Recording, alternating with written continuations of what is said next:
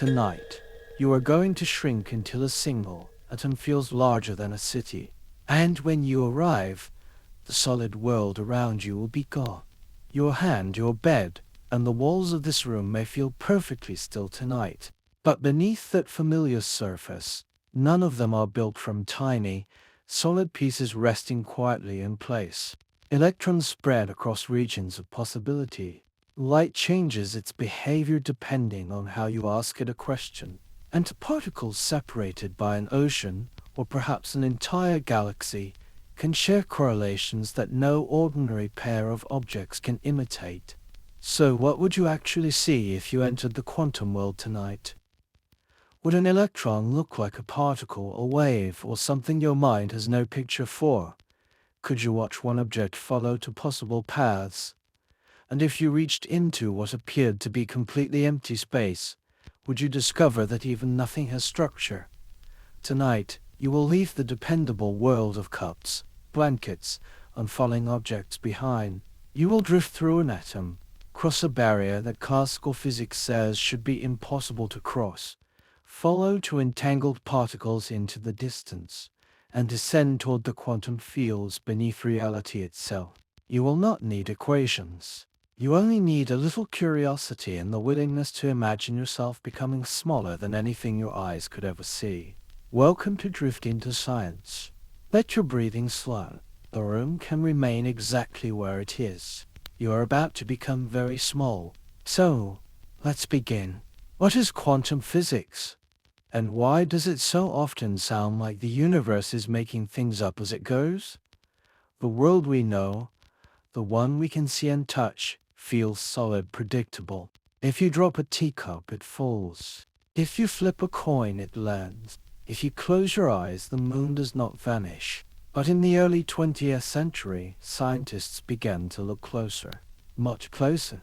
And the deeper they peered into the workings of matter, the stranger things became. Light, they discovered, could behave like both a wave and a particle. Particles, it turned out, could exist in many places at once until they were measured. And the act of observing something didn't just reveal what was already there. It seemed to change it. This wasn't a quirk of bad data or fuzzy equipment. It was real, reproducible. And it shattered the tidy laws of classical physics that had held for centuries. Quantum physics wasn't just a new branch of science. It was a new way of seeing reality, a strange and shimmering one where certainty is replaced by probability, and cause doesn't always precede effect in the way we expect. In this video, we'll drift gently through that world. There's no need to grasp every equation or memorize every name. We'll move slowly, softly, one mystery at a time. From the earliest puzzles that nudge scientists off their classical perch to the modern questions that still keep physicists up at night.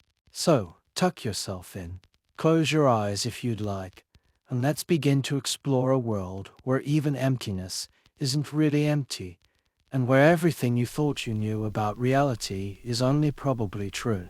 Before we meet the first quantum, pause inside the ordinary expectation you carry every day. You assume that an object has a location even when no one checks, that an event has one history, and that knowing more should always remove uncertainty. Those assumptions work so well at human scale that they feel less like assumptions than common sense. The quantum journey begins when experiments ask nature simple questions and nature answers in a grammar common sense never learn it. At the turn of the 20th century, physics felt almost complete. The laws of motion were understood, thermodynamics was tidy, and light was nicely tucked into the framework of electromagnetic theory. It was a golden age of certainty. Some scientists even believe that all the big questions had already been answered. Only a few odd bits remained to be cleaned up, like dust in the corners of a well-swept room. One of those dusty corners involved a very simple idea. What happens when you heat up an object? When you warm a piece of metal or a lump of coal, it glows. First red, then orange, then white, depending on the temperature. This glow, called black body radiation, comes from how objects emit electromagnetic radiation when heated. It was easy to observe. and it seemed like it should be easy to explain. And yet, the math refused to cooperate. Classical physics using the well-known equations of the time predicted something bizarre. According to the formulas, as the temperature of a black body increased, it should emit more and more energy at shorter and shorter wavelengths, particularly in the ultraviolet range. The problem: this prediction led to infinite energy at high frequencies, a scenario so impossible and ridiculous, it was nicknamed the ultraviolet catastrophe. No amount of tweaking classical equations could stop the math from spiraling into nonsense. Reality simply didn't match the predictions. Something was missing. Enter Max Planck. In 1899, Planck was a German theoretical physicist with a reputation for careful thinking. He wasn't particularly radical or rebellious. In fact, he firmly believed in the classical worldview, but he was also pragmatic. And when faced with the black body radiation problem, he did something quietly revolutionary. To fix the math, Planck introduced a small, strange idea. What if energy couldn't be emitted in just any amount? What if instead it came in tiny, indivisible packets, like coins you can't split in half? These packets would represent the smallest possible units of energy. He called these packets quanta. This was a dramatic shift from the continuous view of energy held by classical physics. Instead of a smooth flow, energy would arrive in steps, tiny jumps that depended on the frequency of the radiation. Planck even introduced a constant, now known as Planck's constant, to describe the size of these energy packets. It was unimaginably small but mathematically elegant. When he plugged this idea into his equations, something amazing happened. The infinite energy problem vanished. The equations worked. They matched the real world. Planck had solved the ultraviolet catastrophe. And yet, he didn't quite believe it.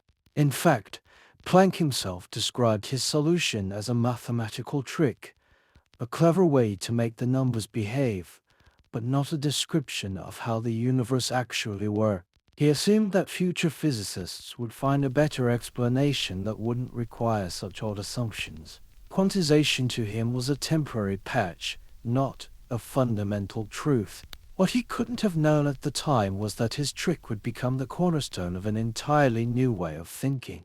His idea that energy comes in discrete packets laid the groundwork for quantum theory, a theory that would soon unravel much of what classical physics had taken for granted. It's easy to look back and see this as the moment everything changed, but at the time it felt more like a strange side note than a revolution. Planck hadn't set out to challenge the foundations of physics. He just wanted the math to work. And yet, by introducing quantization, he had lit the first match in what would become a slow-burning fire, one that would eventually reshape our understanding of light matter and the nature of reality itself. This humble beginning, tucked into a quiet paper published in 1900, didn't shout its importance. There were no dramatic declarations, no sweeping pronouncements, just a small constant, a new way of thinking about energy, and a curious little fix for a problem that refused to go away. From that point on, physics would never quite feel finished again. By the early 1900s, light was thought to be pretty well understood. Thanks to James Clerk Maxwell's equations, scientists had shown that light behaved like a wave, an elegant triple in the electromagnetic field. It bent, bounced, diffracted, and interfered, just like any proper wave should. And after Max Planck's quiet introduction of energy quanta, most physicists assumed things would settle down into a new, slightly adjusted normal. But then came a riddle involving metal light, and a surprising refusal to cooperate. It was called the photoelectric effect, and it worked like this. If you shine light on a metal surface, electrons can be ejected from the metal. The idea made sense. Light delivers energy. Energy kicks out electrons. No big deal. According to wave theory, increasing the brightness of the light should increase the energy transferred to the electrons. A brighter wave should shake electrons loose more effectively. That was the expectation, but that's not what happened. In experiments, scientists found something strange. Shining brighter light didn't necessarily eject electrons with more energy. What mattered most was the frequency of the light. If the light was below a certain frequency, even a very bright light, it did nothing at all. No electrons were ejected. But above that frequency, even a dim beam could knock electrons free with ease. The threshold was sharp, and it made no sense under classical wave theory. This little inconsistency became a full-blown mystery. Enter Albert Einstein. In 1905, a year often called his miracle year, Einstein published a paper that changed everything to explain the photoelectric effect. He proposed something bold. What if light wasn't just a wave? What if under certain circumstances it behaved like a particle, a tiny bundle of energy traveling in a straight line? Einstein suggested that light was made of individual packets of energy which he called quanta of light, later known as photons. Each photon carried a specific amount of energy determined by its frequency. If a photon had enough energy, it could knock an electron loose from a metal surface. If it didn't, no amount of photons, no matter how many or how bright, could do the job. It was like trying to open a locked door with a handful of keys, none of which fit. No matter how many you had, you weren't getting in. Einstein's idea built directly on Planck's earlier work, but went further. He wasn't just using energy packets as a mathematical trick. He was suggesting that light itself was made of these packets, not as a convenient fiction, but as a literal description of how light behaves. It was a revolutionary claim, and not everyone liked it. Many physicists clung tightly to the wave model of light. After all, light clearly did exhibit wave-wave behavior. It diffracted around corners. It created interference patterns. If light was really made of particles, how could it also behave like a wave? Einstein didn't deny the wave nature of light. Instead, he proposed something stranger. Light, he said, was both a wave and a particle. It could act like one or the other depending on how you observed it. This duality wasn't just a weird trick of perception. It was fundamental to the nature of light itself. Imagine a beam of sunlight filtering through a window. It spreads and ripples like a wave bouncing off dust and glass. But zoom in, way in, and you find tiny quanta of energy, each with its own frequency, knocking into atoms, changing the world one collision at a time. This idea of wave-particle duality is one of the strangest in all of physics, not because it's complicated, but because it challenges the very categories we use to describe reality. In the classical world, things are either particles or waves, not both, not neither, and certainly not whatever they feel like being depending on the situation. But the quantum world doesn't ask permission to make sense. Einstein's photon explanation of the photoelectric effect not only matched the experimental results, it did so beautifully. The energy of each photon depended on its frequency, exactly as Planck had suggested, and it neatly explained why low-frequency light, no matter how intense, couldn't eject electrons. The individual photons simply didn't carry enough punch. The impact of this idea was massive. In 1921, Einstein received the Nobel Prize in Physics, not for relativity, as many assume, but for his explanation of the photoelectric effect. That's how significant this discovery was. Still, even Einstein found the quantum world uncomfortable. He famously resisted the more probabilistic interpretations that would follow in later years. God does not play dice with the universe, he once declared. But dice or not, the rules were changing. And at the heart of those changes was a strange truth. Light, the thing that illuminates our world, refused to fit into any tidy box. It came in quanta. It danced as a wave. It collided like a particle. It shimmered between states, revealing just enough to keep us wondering, and just enough to keep us unsure. What began as a simple experiment with light and metal ended up shaking the foundations of physics. Because if light could behave this way, both continuous and discrete, both spread out in point-like, what else might be lurking in the quiet corners of the universe waiting to break the rules? Imagine this. You set up a table, place a flashlight at one end, and cut tiny slits in a piece of cardboard. You shine the light through the slits and look at the pattern it makes on a screen behind them. Not exactly thrilling, right? And yet, in this humble arrangement to holes and a bit of light, we find one of the most mind-bending experiments in all of science. The double-slit experiment has become something of a legend in physics, and not because it's complicated. In fact, it's almost embarrassingly simple, but what it reveals is anything but. Some physicists have even joked that this is the most dramatic science experiment of all time, storing a flashlight into holes in cardboard. Let's start with what we'd expect. In the world of classical physics, waves and particles behave very differently. A wave, like water or sound, spreads out. It interferes with itself. Imagine ocean waves passing through to openings in a barrier. The waves emerge on the other side and overlap, creating a pattern of peaks and troughs that can reinforce or cancel each other out. That's interference. It's well understood and predictable. Now, imagine particles like tiny rubber balls fired at a wall with two openings. Some go through the left slit, some go through the right. They don't overlap or interfere.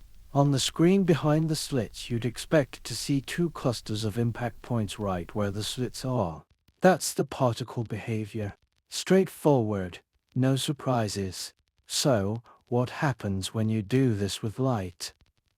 When scientists first shined light through the two slits, they expected it to behave like a wave, and it did.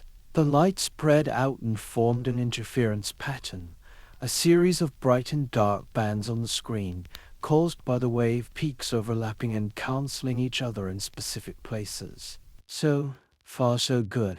Light, as Maxwell had predicted, was behaving like a wave. But then things got weird. Using very sensitive equipment, researchers turned down the intensity of the light source until it was firing just one photon at a time. Instead of a constant stream, there were individual particles of light making their way toward the slits one by one. Now, you'd expect these lone photons to act like particles, each going through one slit or the other. And if you wait long enough and collect enough hits on the screen, you should see two bright spots where the particles landed, just like those rubber balls. But that's not what happened. Even when sent through one at a time, the photons gradually built up the same interference pattern as before, a pattern that required waves interfering with themselves. But how could a single photon interfere with itself? Did it go through both slits at once? Was it somehow a wave and a particle at the same time? The interference pattern persisted, suggesting that each photon had traveled through both slits simultaneously, like a ghost of itself exploring every possible path until it landed.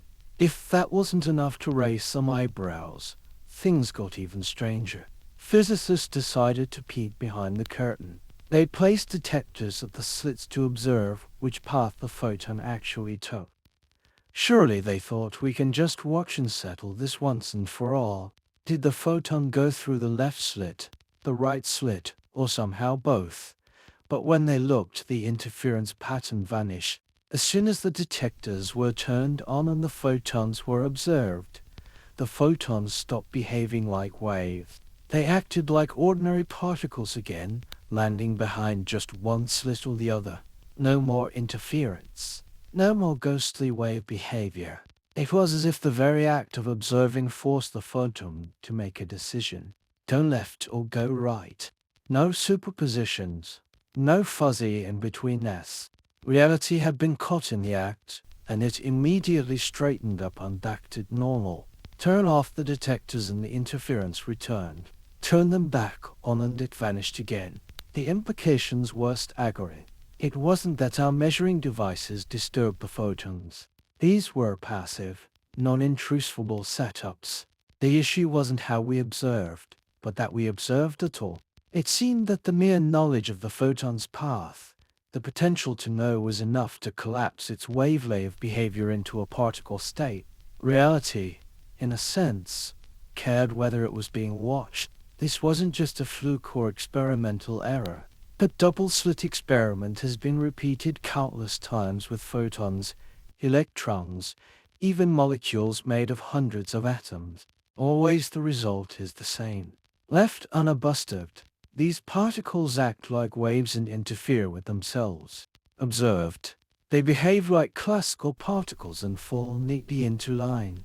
And if that sounds unsettling, well, you're not alone. This experiment sits at the very heart of quantum physics, and it resists every effort to explain it in familiar terms. It suggests that at the smaller scales, particles don't follow strict paths. Instead, they exist as a spread of possibilities, a shimmering cloud of potential outcomes. Only when a measurement is made does that cloud collapse into something definite. Some have tried to picture the photon as a wave that splits and reunites.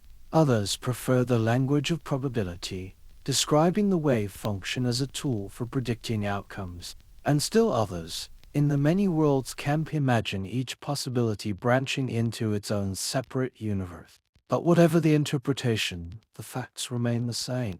Until we observe it, the particle doesn't seem to commit to any one state. What began as a simple test of light has turned into a profound mystery about the nature of reality itself. Is observation an active part of shaping the universe? Does information have power over existence? Is reality fundamentally uncertain until we ask it to reveal itself?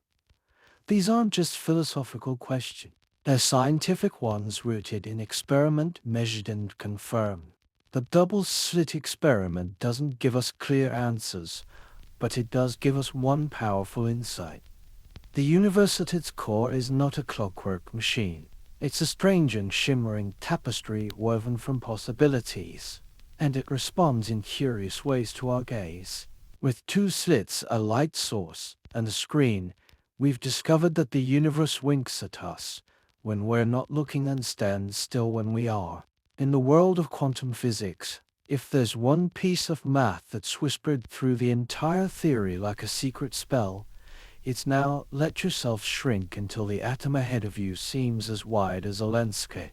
There is no bright little planet circling a miniature sun. Instead, probability gathers in shapes, rounded clouds, paired lobes, rings, and more elaborate geometries. These orbitals are not blurry photographs of hidden paths. They are patterns in the quantum state, telling you where particular measurements are likely to find the electron and how it can bond with other atoms. Schrödinger's equation. Now, don't worry. This isn't going to be a math lecture. No one's getting out of bed to dream about partial differential equations. But this particular equation is different. It's not just a string of symbols scribbled on a calcboard. It's the quiet heartbeat of the quantum world. Back in the 1920s, physicists were wrestling with how to describe particles that didn't seem to behave like particles at all. Electrons were showing wavelength patterns. Photons were acting like probabilistic ghosts. And the old laws of motion, the ones Newton gave us, just weren't cutting it anymore. The universe needed a new kind of language. Enter Schrödinger. In 1926, he proposed an equation that described not just how particles moved, but how their wave functions evolved over time. It was elegant, compact, and shockingly effective. And even though it might look like a tangle of Greek letters and operators, at its core it tells a simple story. It describes how a quantum system changes. But let's step away from the symbols and get to what really matters. The key concept here is the wave function, often denoted by the Greek letter psi. If that sounds abstract, think of it like this. The wave function is a sort of mathematical whisper that tells us everything we can know about a quantum system. Where a particle might be, how likely it is to be there, how it's moving or might be moving. The wave function doesn't give us hard answers. It gives us probabilities.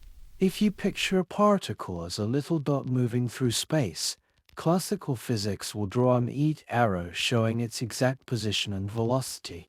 Schrödinger's world doesn't do that. Instead, it gives us a hazy rippling cloud, a wave that says the particle is likely to be over here, but it could also be over there and maybe just a little bit up there too. This is where the magic happens. Schrödinger's equation lets us evolve this cloud over time. It shows how the wave function changes as the particle moves, though it's really more like how the possibilities of its position shift and flow. And when we measure the particle, when we ask where are you, that wave function collapses. Suddenly the cloud disappears and we get a single definite answer. Here it is right there, but only after we've looked. This wave-based view of reality is profoundly different from the mechanical picture of the universe that came before. Instead of particles tracing predictable paths like planets around the sun, we now see swirling fields of probability full of uncertainty and ambiguity until observation pins them down. But let's pull it down to something more visual. Imagine you're blindfolded and standing in a room. Somewhere in that room, there's a quiet cat. You can't hear it, can't see it, but you count little balls and listen for the sound they make when they land. Over time, you start to build a picture of where the cat might be, areas with a higher chance, others with less. That mental map you're building, that's like the wave function. It's not a picture of reality as it is, but as it might be. Now imagine you could write an equation that tells you how your map changes over time. Maybe the cat likes to move toward corners or sit near warm objects. That equation would be your guide to where the cat is likely to be next. That's what Schrödinger did, except instead of cats he was thinking about electrons. The actual equation is continuous and smooth. It allows these waves of probability to ripple and shift, just like water in a pond. It respects the underlying symmetries of nature like energy conservation and time evolution. But it doesn't care much for certainty. It tells us what could happen, not what will happen. And what's fascinating is how beautifully it works. Physicists have used Schrödinger's equation to describe everything from the structure of atoms to the way molecules bond, from semiconductor behavior to superconductors. It even predicts exotic phenomena like quantum tunneling, where particles slip through barriers they shouldn't be able to cross. The equation itself is timeless, gently ticking forward with every moment, offering a map of the unknowable. One of its most famous successes was in explaining the hydrogen atom, the simplest atom in the universe. Before quantum mechanics, no one could fully explain why electrons around a nucleus seem to settle into specific orbits rather than spiraling inward or wandering off. Schrödinger's equation revealed that electrons aren't whizzing around like miniature planets. Instead, they form standing waves, stable patterns of probability around the nucleus. These are the orbitals you may have seen drawn as soft clouds or shapes in textbooks. And these clouds are not just visual metaphors. They represent the real measurable likelihood of where an electron might be found if you decided to look. These aren't orbits. They're presence zones. And they exist only because the electron isn't a simple particle. It's a ripple in a sea of probabilities. It's strange, certainly, but it's also beautifully consistent. Unlike some theories that need patches or caveats, Schrödinger's equation has aged like fine wine.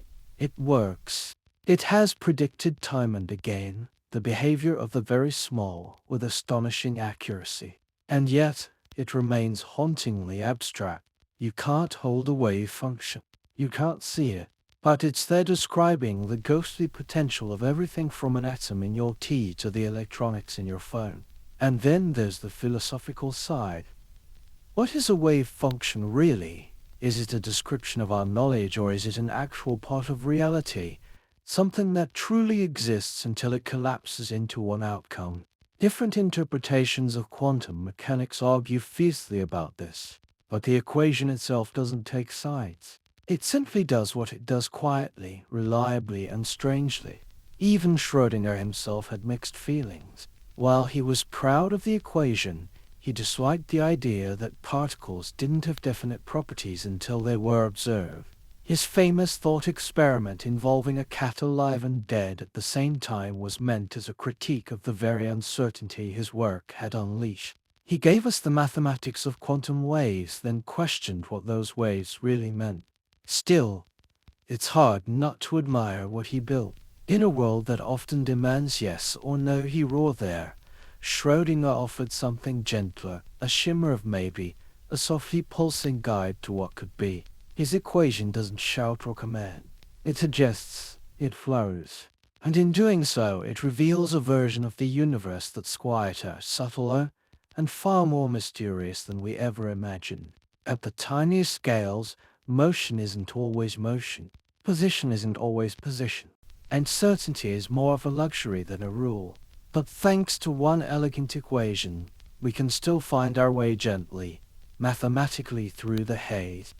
In the classical world, the world of apples, bicycles, and bowling balls, you can know where something is and how fast it's going at the same time. It's not even a question. A radar gun clocks the speed of a car while GPS tells you exactly where it is. No mystery, no contradiction.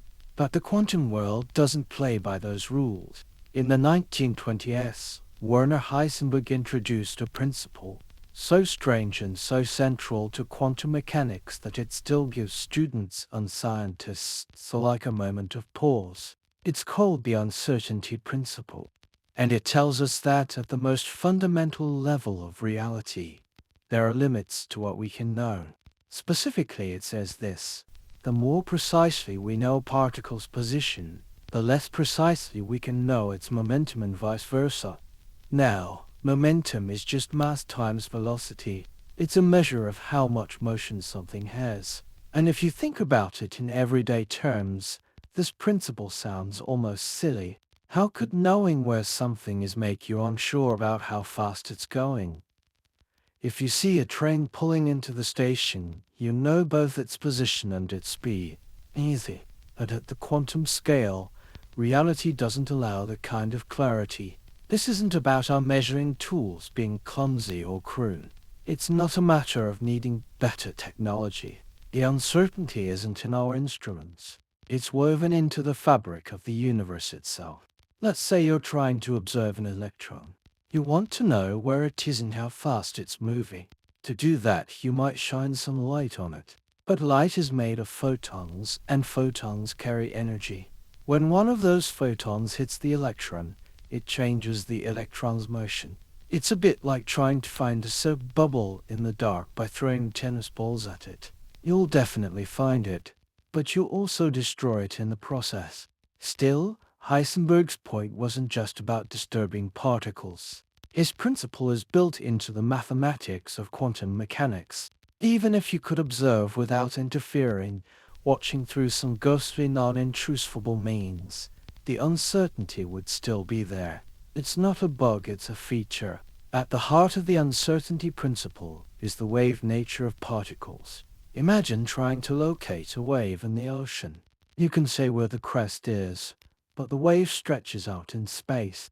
Similarly, a particle like an electron is described by a wave function, a spread-out cloud of possibilities. If the wave is wide and smooth, you can't tell where the particle is exactly, but you can estimate its momentum fairly well. If you narrow the wave to pinpoint the particle's position, the momentum becomes more uncertain. The wave gets choppy. It's a cosmic trade-off, and there's no way around it. The product of the uncertainty in position and the uncertainty in momentum is always greater than or equal to a tiny number Planck's constant divided by 4π. That number is very small, so in our everyday world, the effect is negligible. You can measure the position and speed of a baseball to incredible precision without ever bumping into quantum limits. But at the scale of electrons, atoms, and subatomic particles, the uncertainty becomes impossible to ignore. It shapes the very behavior of the world beneath our senses.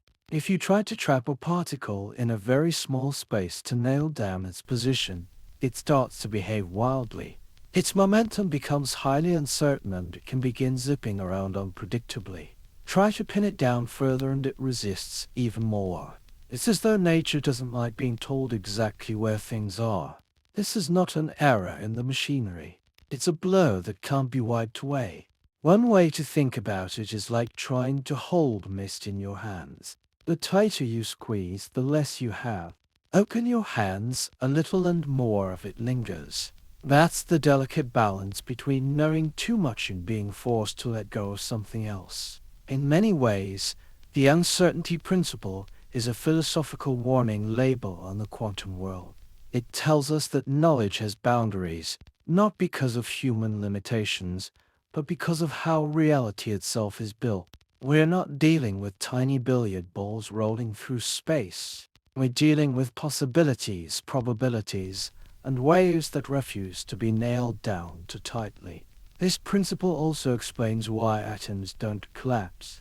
You might wonder why electrons don't simply fall into the nucleus of an atom since opposite charges attract. But thanks to the uncertainty principle, electrons can't sit still. If an electron were to fall into the nucleus and stay there, its position would be perfectly known, which means its momentum would become infinitely uncertain. That would require infinite energy. Nature says no. So, electrons hover not because they want to, but because quantum rules won't allow anything else. The uncertainty principle creates a kind of built-in resistance, a gentle pushback against absolute confinement. This strange limit also has consequences for measurements of energy and time, or angular momentum and orientation in each pair. Increasing precision in one means surrendering certainty in the other. It's a universal truth at the quantum level. And yet, there's something comforting about it too. Uncertainty in this sense is not chaos. It's not randomness run wild. It's a structured ambiguity, a kind of graceful fuzziness. It gives the universe its texture. It allows particles to tunnel through barriers, atoms to be stable, and chemistry to happen. Without it, reality might be too rigid to support life at all. So much of science has been about finding certainty, predicting, measuring, knowing. Heisenberg's insight flipped the desire on its head. He showed that some aspects of nature will always remain just out of reach. And that's not a failure. It's just how things are. In a strange way, the uncertainty principle invites us to make peace with not knowing, to sit quietly with the blur and appreciate the softness of what lies beneath the surface. It's a reminder that the deepest truths are not always sharp-edged, but cloudy, rippling, and unresolved. And perhaps that's exactly why they're so beautiful. In our everyday experience, things tend to be in one state or another. A coin lands heads or tails. A light switches on or off. Your tears hot or cold, though sometimes questionably lukewarm. But, in the quantum world, this tidy division of states breaks down completely. Objects at the smallest scales don't always pick a side. They can hover in a strange in-between, a blend of all possible outcomes. This is the realm of quantum superposition. To picture this, imagine flipping a coin. In the classical world, once the coin leaves your hand, it travels through the air with a clear trajectory. You may not know whether it's heads or tails until it lands, but it is one or the other the whole time. It's just hidden from you. Quantum systems don't work that way. In the quantum world, if you flip a quantum coin, it doesn't secretly land on one side while you're not looking. Instead, it enters a state of superposition, a weighted combination of both heads and tails at once. It isn't undecided. It isn't switching quickly between the two. It is genuinely physically in a state that is both until you observe it. And when you do, when you check to see what state the system is in, the superposition collapses. The quantum coin chooses a face and your measurement becomes real. But before you looked, it wasn't just unknown, it was both. That's a hard pill to swallow. And it's not just counterintuitive, it's deeply weird.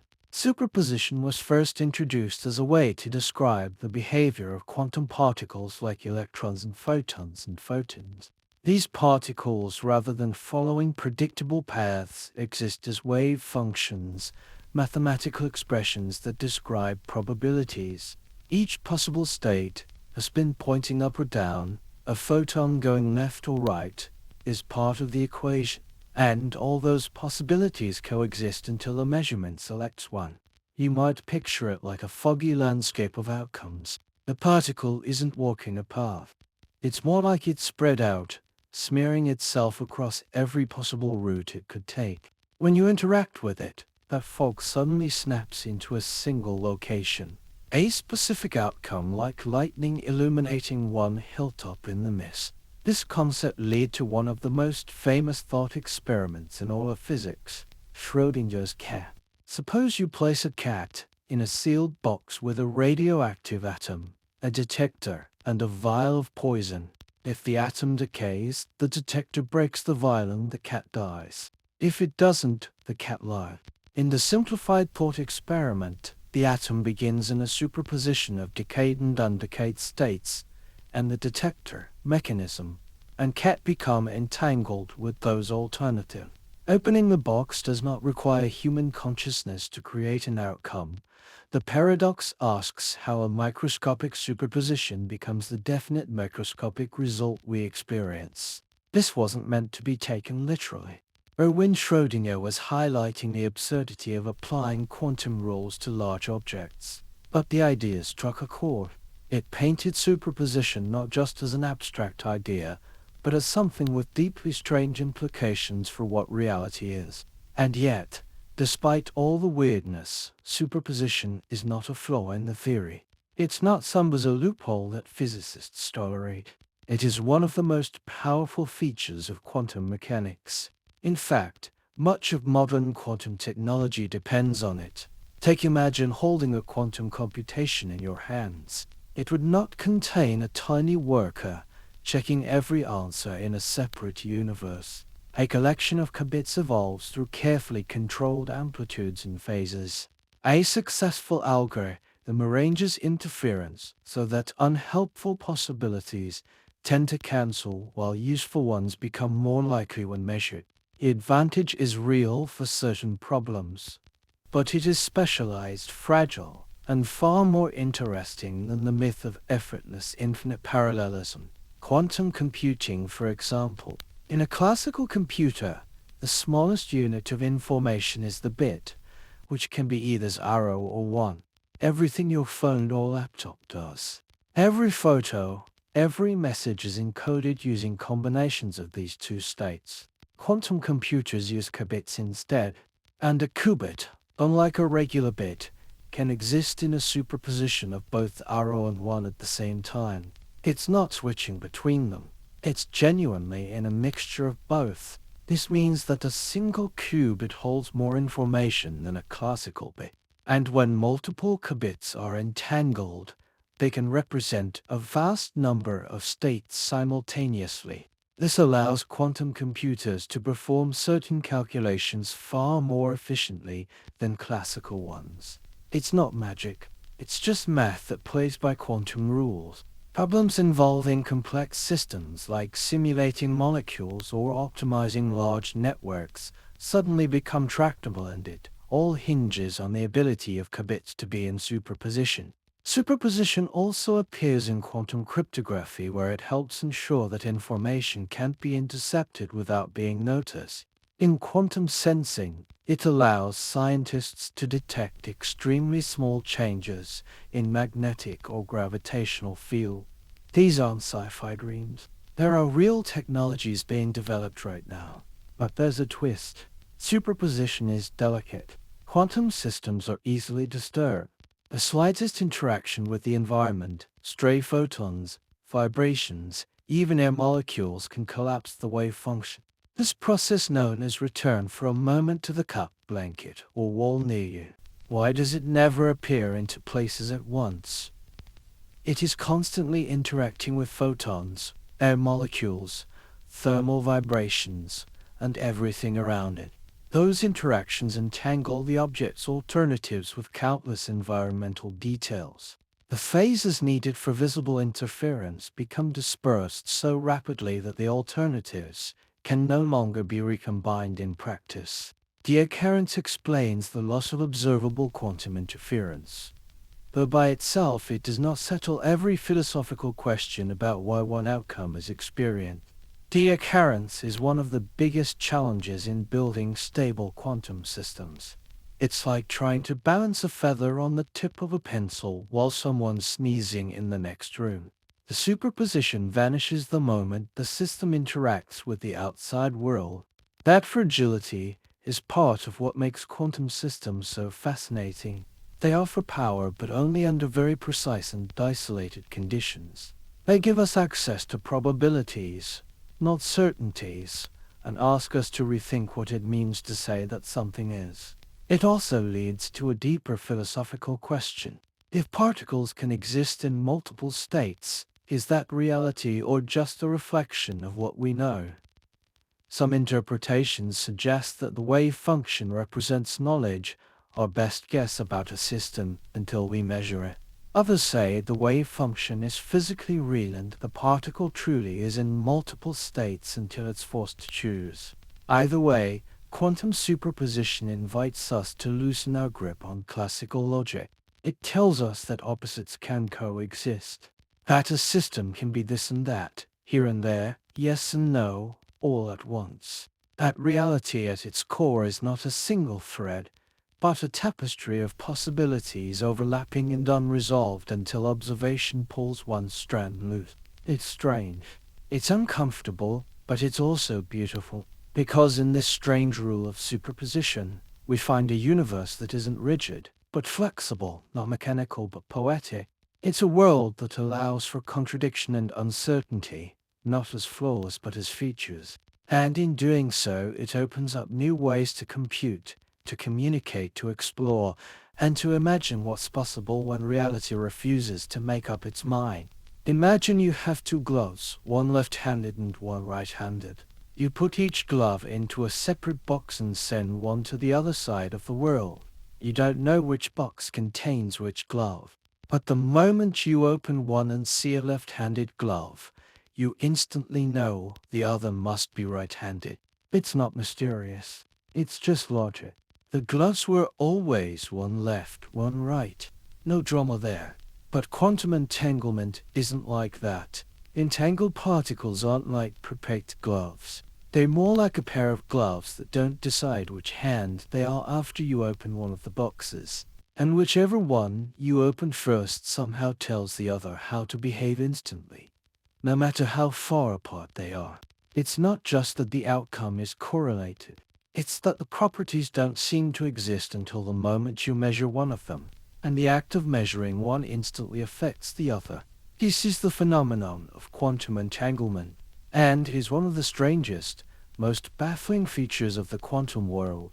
Here's how it works. When two particles interact in a certain way by being created together, colliding or otherwise becoming connected, they can become entangled. That means their quantum states become linked. Whatever happens to one in a very real sense affects the other even when they are separated by great distances. Imagine creating two entangled photons whose polarizations are uncertain until measured.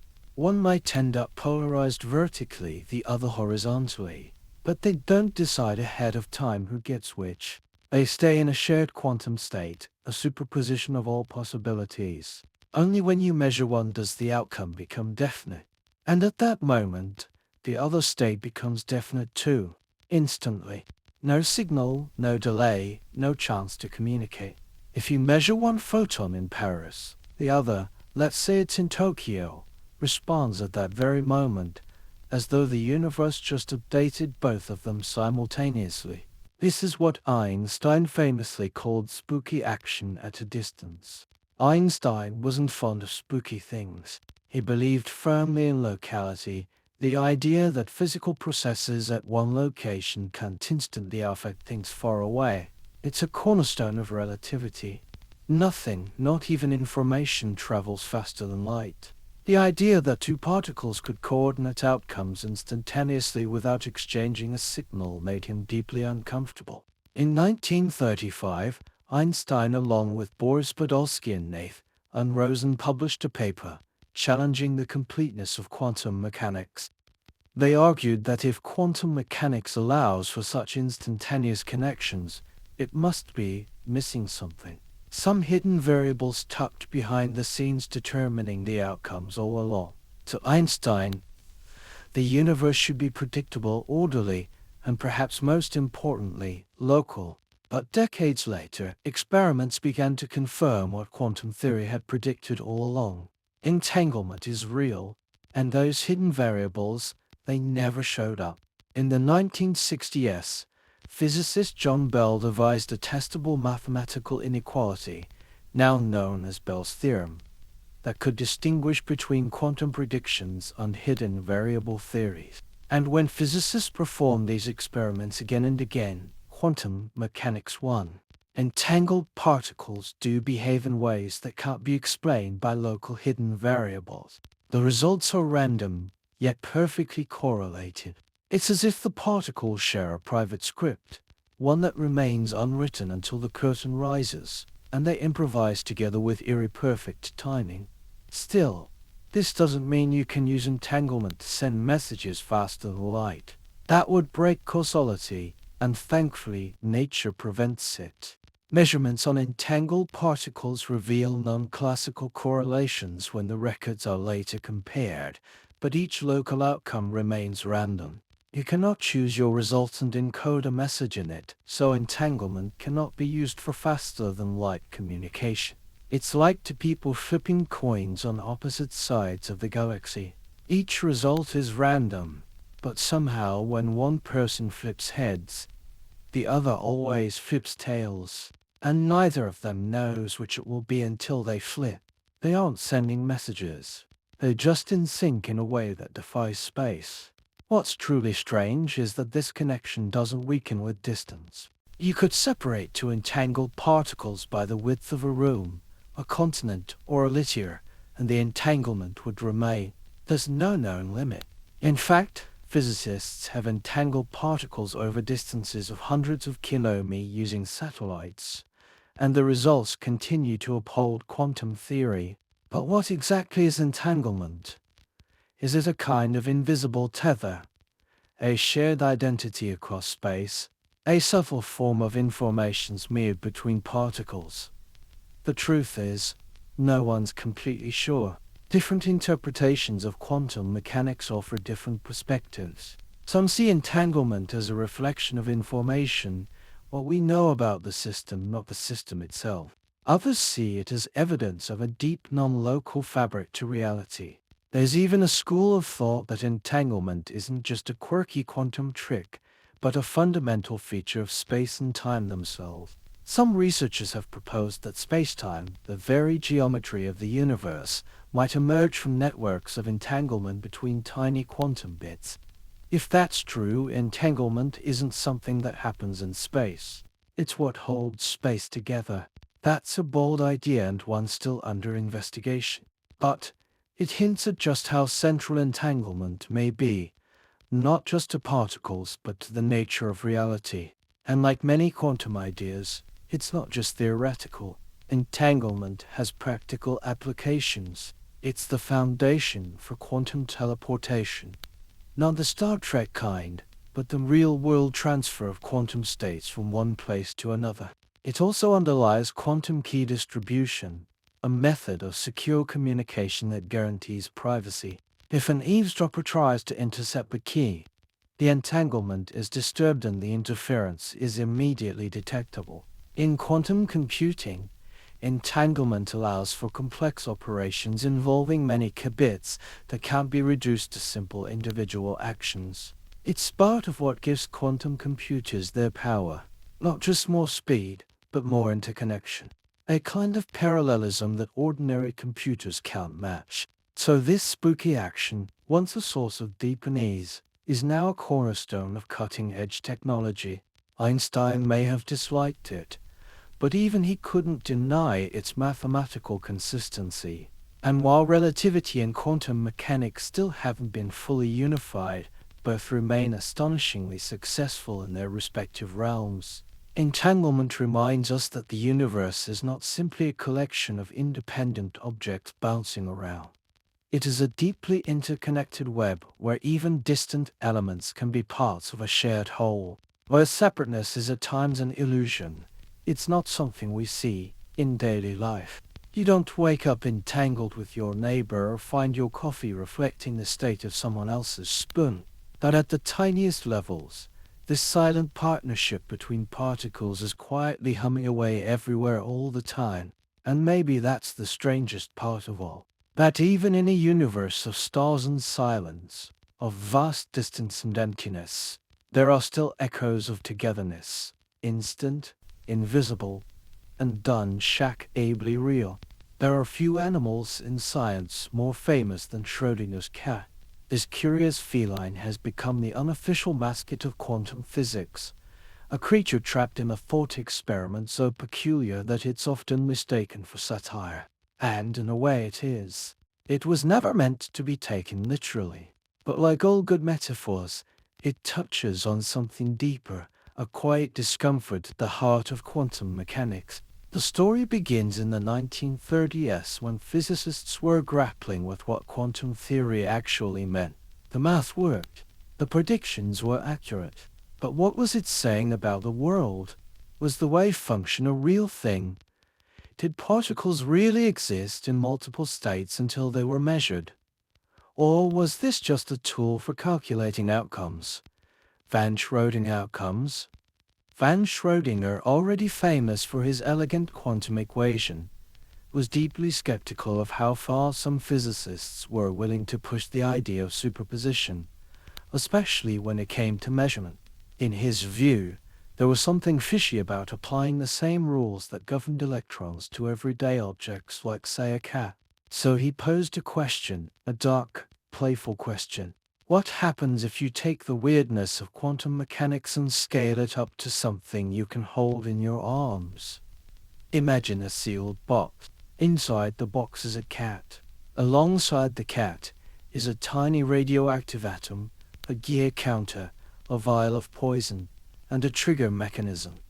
If the atom decays, something quantum mechanics tells us happens at random. The Geiger counter detected. The trigger breaks the vial and the poison is released. The cat tragically dies. But here's the twist. Quantum theory tells us that until we observe the atom, it exists in a superposition of both decayed and not decayed states, which means the entire system, the detector, the poison, and yes, the cat should also be in a superposition. The cat is both alive and dead. Not metaphorically, literally. At least according to some interpretations. Of course, no one has actually put a cat in a quantum box. Schrödinger wasn't proposing an experiment. He was making a point. He found it absurd to think that a cat, an animal with whiskers, warmth, and a clear preference for naps, could exist in such a blurry, undefined state. It wasn't just strange, it was nonsense. And yet the idea stuck partly because it captured the essence of quantum indeterminacy in a single unforgettable image. A cat that is both dead and alive until the box is open. That's a powerful way to express what it means for a system to remain unmeasured. It's not about indecision. It's about possibility. Until observation collapses the wave function, the system contains every outcome, all futures, all states, simultaneously. Schrödinger's cat isn't really about cats. It's about what we're allowed to say about the world before we've looked. In quantum mechanics, observation plays a central role. Before you measure a system, it exists in a cloud of probabilities, each possible state encoded in the wave function. But the moment you interact with it in a way that extracts information, that cloud collapses. The system picks a state. One possibility becomes real, all others vanish. But here's the tricky part. What exactly counts as a measurement? Is it the presence of a conscious observer, a mechanical detector, an interaction with the environment? Different interpretations give different answers, and that ambiguity is part of why the cat still gets so much attention. It forces us to confront the fact that quantum theory, while breathtakingly successful in predicting outcomes, is oddly silent about what's really happening in between. Some physicists lean on it at this point. You may feel the question changing. We began by asking what particles do. Now we are asking what the theory says exists. Is the wave function a real physical thing, a catalogue of knowledge, or part of a larger structure we have not yet seen? Experiments constrain the possibilities, but several interpretations reproduce the same familiar predictions. Where evidence does not choose, we can explore without pretending that preference is proof. Copenhagen interpretation, which essentially says, don't worry about it. The wave function tells us everything we can know, and measurement simply reveals what's already latent in the system.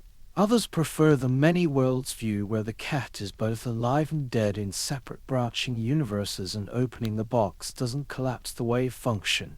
It merely selects your path through the multiverse. There's also the deoccurrence approach, which argues that interaction with the environment naturally filters out superpositions, leaving systems that appear classical.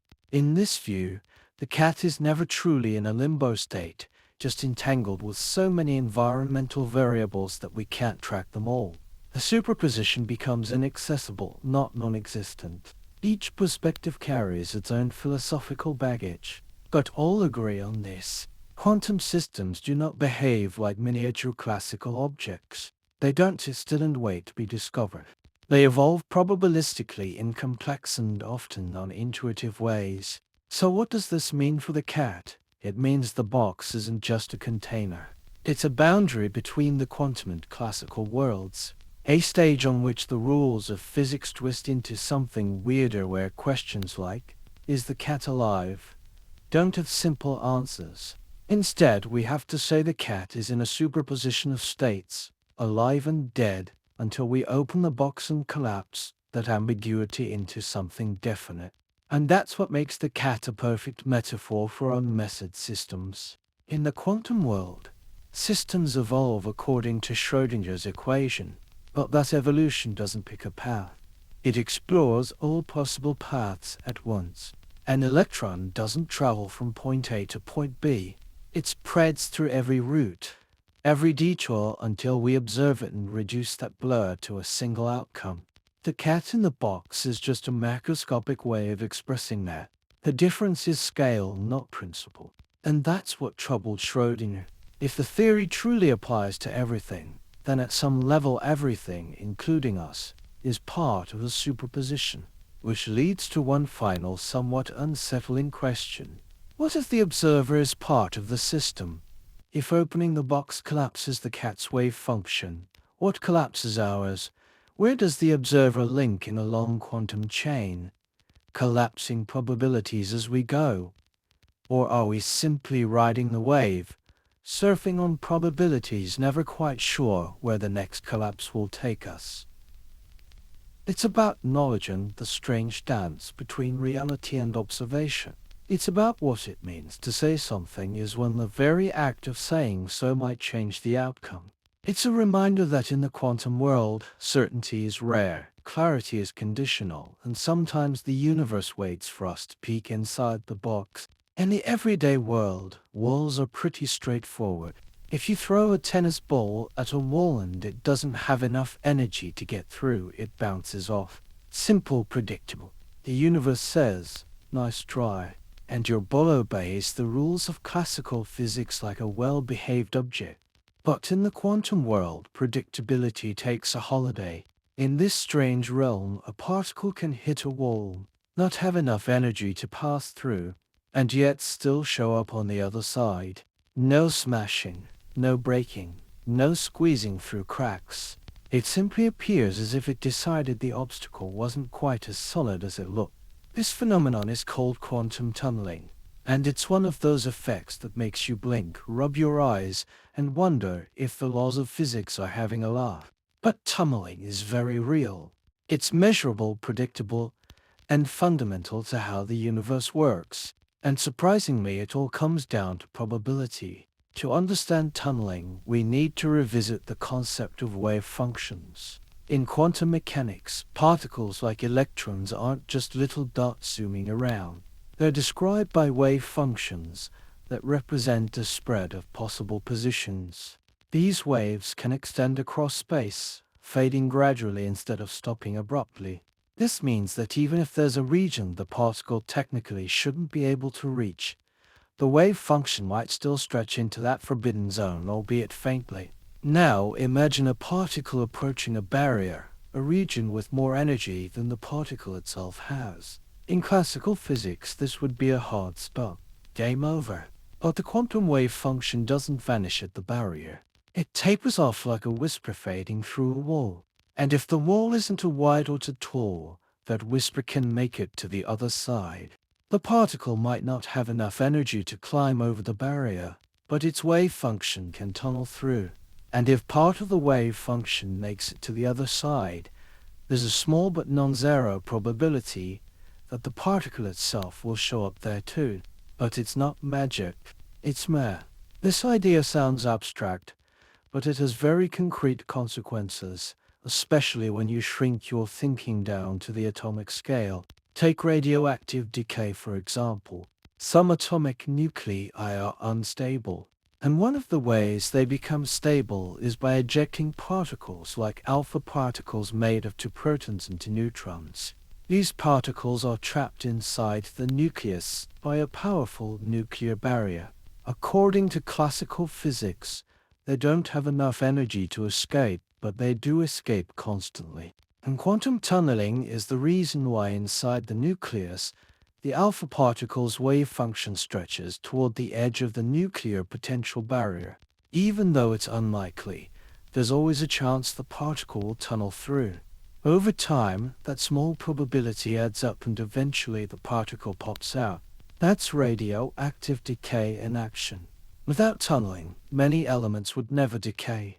And nuclear physics, as we know it, would grind to a halt.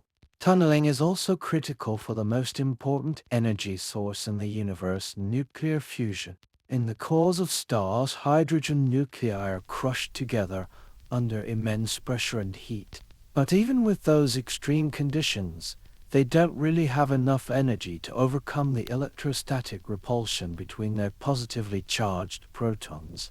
According to classical calculations, fusion shouldn't happen nearly as often as it does.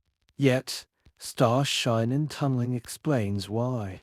At those high temperatures, hydrogen nuclei get close enough for their wave functions to overlap. There's a tiny chance that one will tunnel through the repulsive barrier and fuse with another. Multiply the tiny chance by the unthinkable number of particles in a star and you get a brilliant sustained fusion process. A furnace that powers everything from sunshine to supernovas. And it's not just distant stars that benefit from tunneling. We use it right here on Earth in labs and factories, even in experimental computers. One elegant example is the Scanning Tunneling Microscope, or STM. This device allows scientists to visualize surfaces at the level of individual atoms. It works by bringing an ultra-short tip extremely close to the surface of a material just a few nanometers away. At that distance, electrons can tunnel between the tip and the surface. By measuring this tunneling current, the microscope builds up an incredibly detailed map of the atomic landscape. What's remarkable is that the STM doesn't touch the atoms. Its imaging is relying entirely on tunneling, on the ability of electrons to slip quietly through empty space across a gap and into a detector. This non-contact technique gives scientists a way to peer into the quantum terrain with stunning precision. Tunneling is also at the heart of certain types of electronic components, like tunnel diodes and quantum dots, and it's a looming factor in the future of computing. As we shrink transistors to ever smaller sizes, we're running into quantum limits. At nanometer scales, electrons can't tunnel through barriers that were once considered solid. It's as if the walls in our circuitry are starting to let particles sneak through when they're not supposed to. This presents both challenges and opportunities. On one hand, it creates noise and unpredictability in traditional electronics. On the other hand, it opens the door to quantum technologies that use tunneling rather than fight against it. At its core, tunneling teaches us something profound about the nature of reality. We often think of the world as made of hard boundaries. A particle can go here but not there. A wall is a wall. But the quantum world is more nuanced. Barriers are not impenetrable. They are probabilistic. They are suggestions, not absolutes. And while we might find that unsettling, it's also strangely elegant. Because of tunneling, particles are not confined to the straight paths we imagine. They can cheat, slip, blur through the cracks of logic. They remind us that the universe is not a machine made of perfect gears, but a shimmering tapestry of likelihoods and possibilities. The tennis ball still bounces off the wall, but the electron, the alpha particle, the photon, they might just glance at that same wall and say, "I think I'll take the shortcut." And somehow nature lets them. In everyday life, we think of nothing as well, nothing.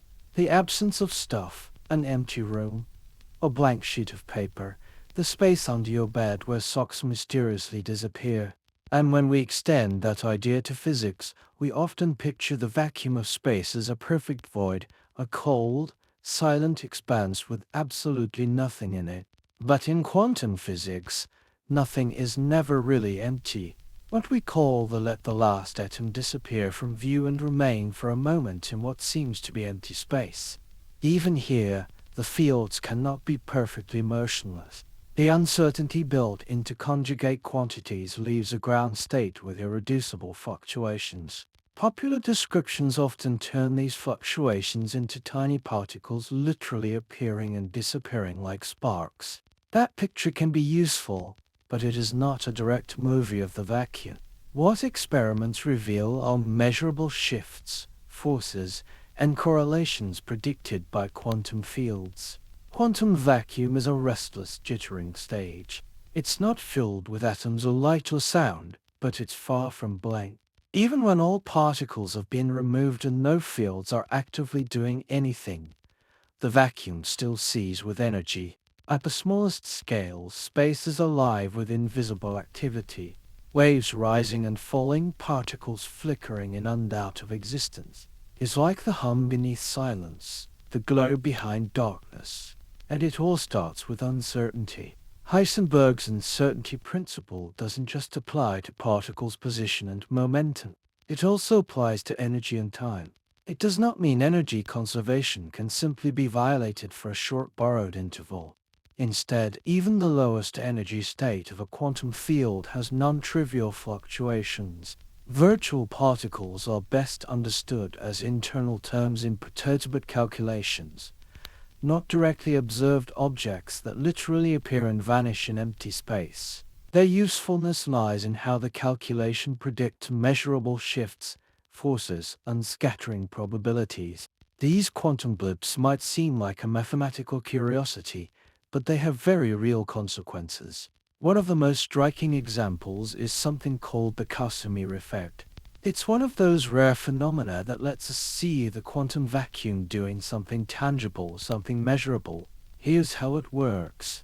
Imagine placing two very thin, perfectly conducting metal plates extremely close together in a vacuum just a few nanometers apart.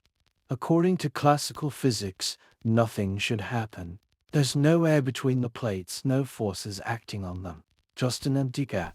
But quantum mechanics says otherwise. The conducting boundaries change the electromagnetic modes allowed in and around the narrow gap. The resulting difference in the quantum field produces a small measurable force between the plates. This is the Casimir effect. Virtual particle pressure is only one heuristic picture, not a literal observation of particles crowding outside. It's a tiny force, but it's been measured. In precise laboratory experiments, scientists have observed these plates attracting each other exactly as quantum theory predicts. It's as if the vacuum itself is gently squeezing them, proving that even nothing has a kind of substance. This vacuum energy isn't just limited to quirky lab setups. It plays a role across the entire universe. In cosmology, there's the idea of vacuum energy density, the notion that the energy of empty space might be responsible for the accelerating expansion of the universe. We call this mysterious force dark energy. And while we don't fully understand it, the concept of a quantum vacuum buzzing with energy might be a big part of the puzzle. But there's a catch. The predicted energy of the quantum vacuum, a quantum field theory, is enormous. If we tried to calculate the total vacuum energy of the universe using what we know from particle physics, we get a number that's slightly larger, like 120 orders of magnitude larger than what we actually observe. This is often called the worst prediction in physics, and no one has quite figured out how to fix it. But it highlights just how complex and surprising the vacuum really is. Back at the quantum scale, virtual particles also play a supporting role in other strange phenomena. In quantum electrodynamics, for instance, the interaction between charged particles is partly mediated by the constant exchange of virtual photons. These exchanges give rise to the electromagnetic forces we experience. Even the mass of particles like protons is affected by the swarm of virtual quarks and gluons flickering around inside them. What we think of as stable solid matter is really the result of constant interactions with this invisible fluctuating vacuum. Although virtual particles are not directly observed transient objects, the field corrections represented by them influence measurable quantities. They slightly alter the energy levels of electrons and atoms. They contribute to the magnetic moment of particles. They're woven into the fabric of every interaction in nature. This might sound like science fiction, but it's been tested. When we correct our calculations to include vacuum fluctuations, like in the famous Lamb shift observed in hydrogen atoms, we find that the predictions match reality with breathtaking accuracy. The math is weird, the concepts are wild, but the results are solid. In a way, the quantum vacuum is the most fundamental field of all. Every other field, electromagnetic, gravitational, nuclear, exists within it. They ripple and hum against its background like instruments playing on top of a bass line that never stops. Some physicists even suspect that the vacuum holds clues to deeper truths.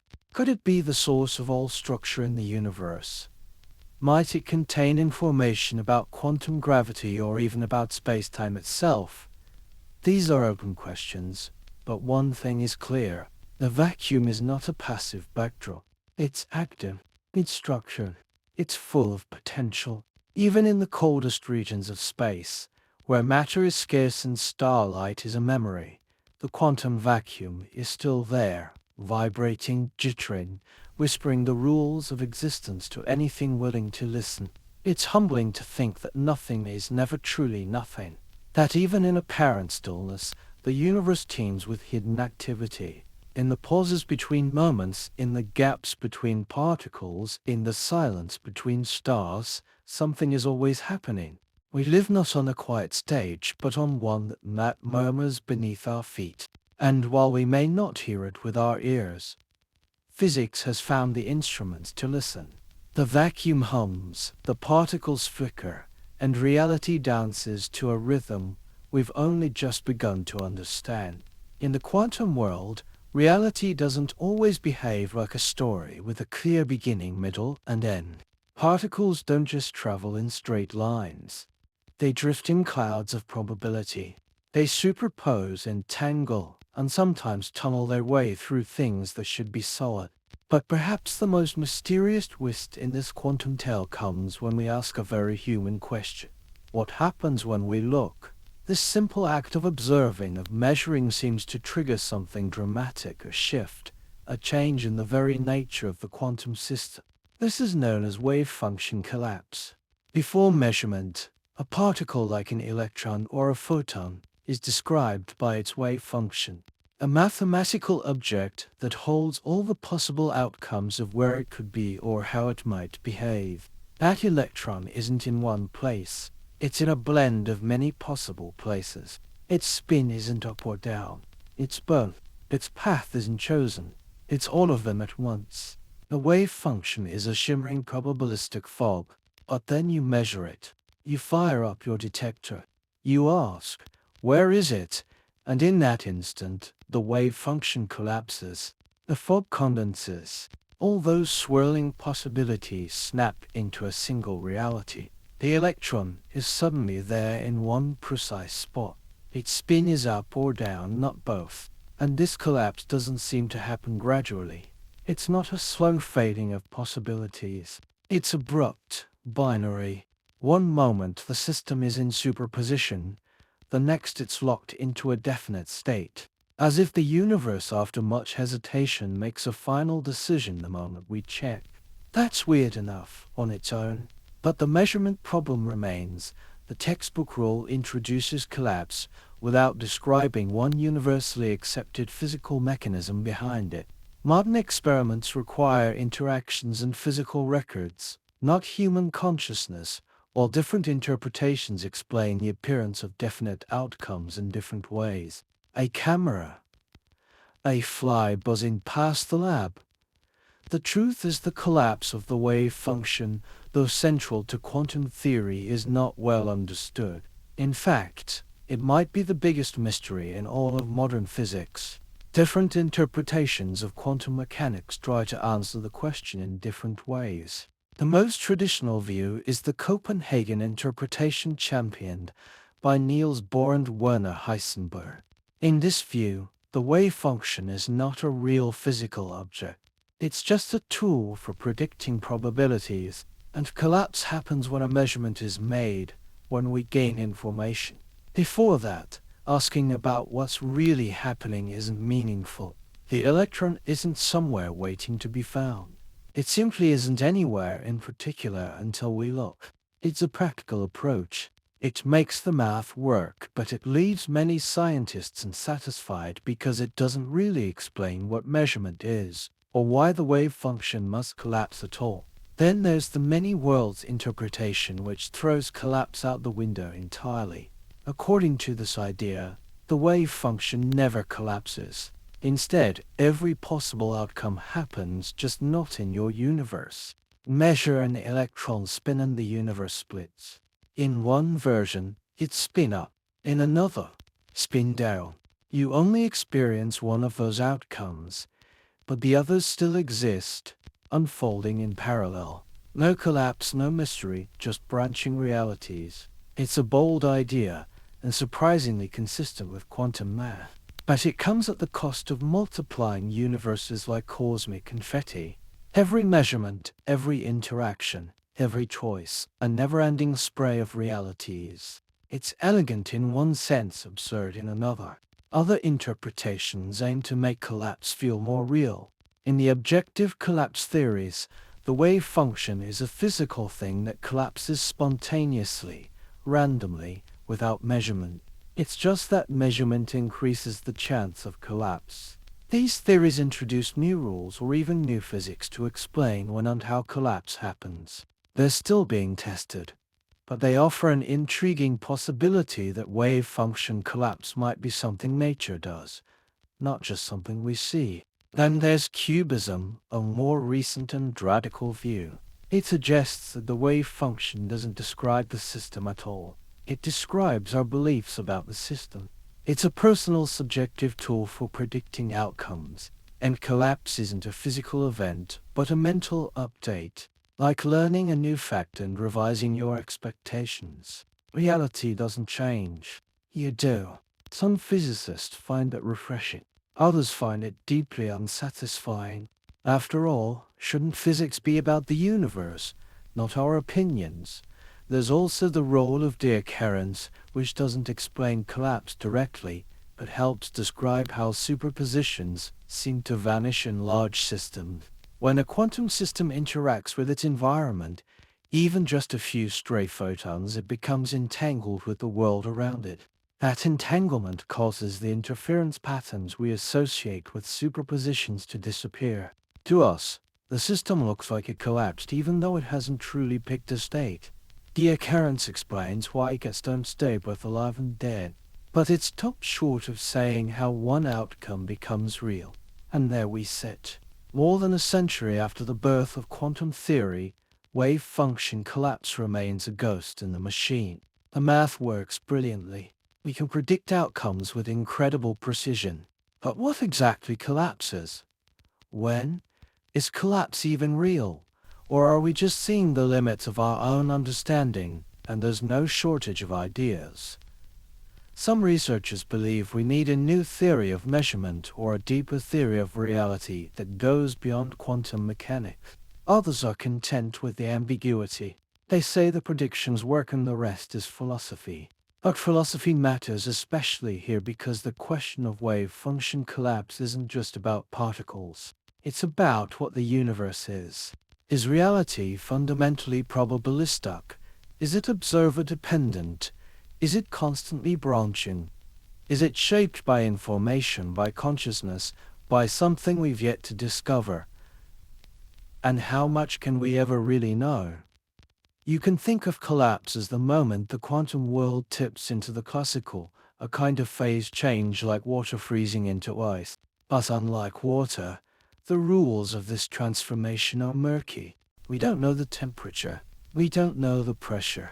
We just know that at some point the fog becomes a shape and possibility becomes presence.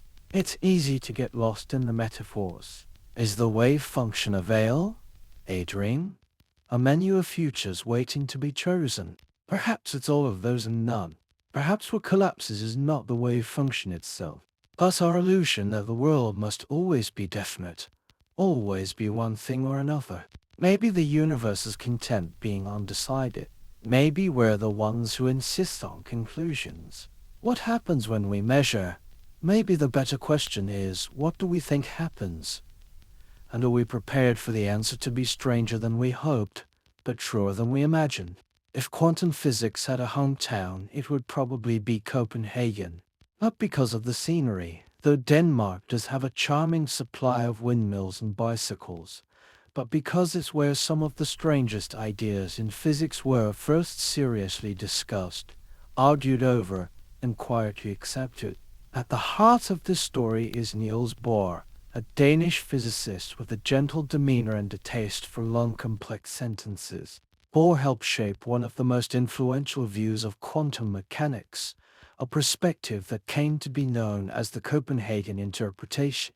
The idea is deceptively simple. In fact, that's part of its charm. According to the Copenhagen view, quantum systems don't have definite properties until they're measured. An electron doesn't have a fixed position. A photon doesn't commit to a particular polarization. A particle doesn't choose a state until an observation forces it to. Before measurement, reality is a fuzzy cloud of possibilities, a probability wave. Measurement doesn't just reveal something that was already there. It creates the outcome. In other words, reality isn't quite real until we ask it to be. That's a bold statement, and it's the kind of thing that makes philosophers sit up and physicists reach for coffee. But Bohr and his colleagues weren't trying to make the universe mysterious for the sake of it. They were trying to make sense of experimental results. Every time they tried to treat particles like little billiard balls, the math fell apart.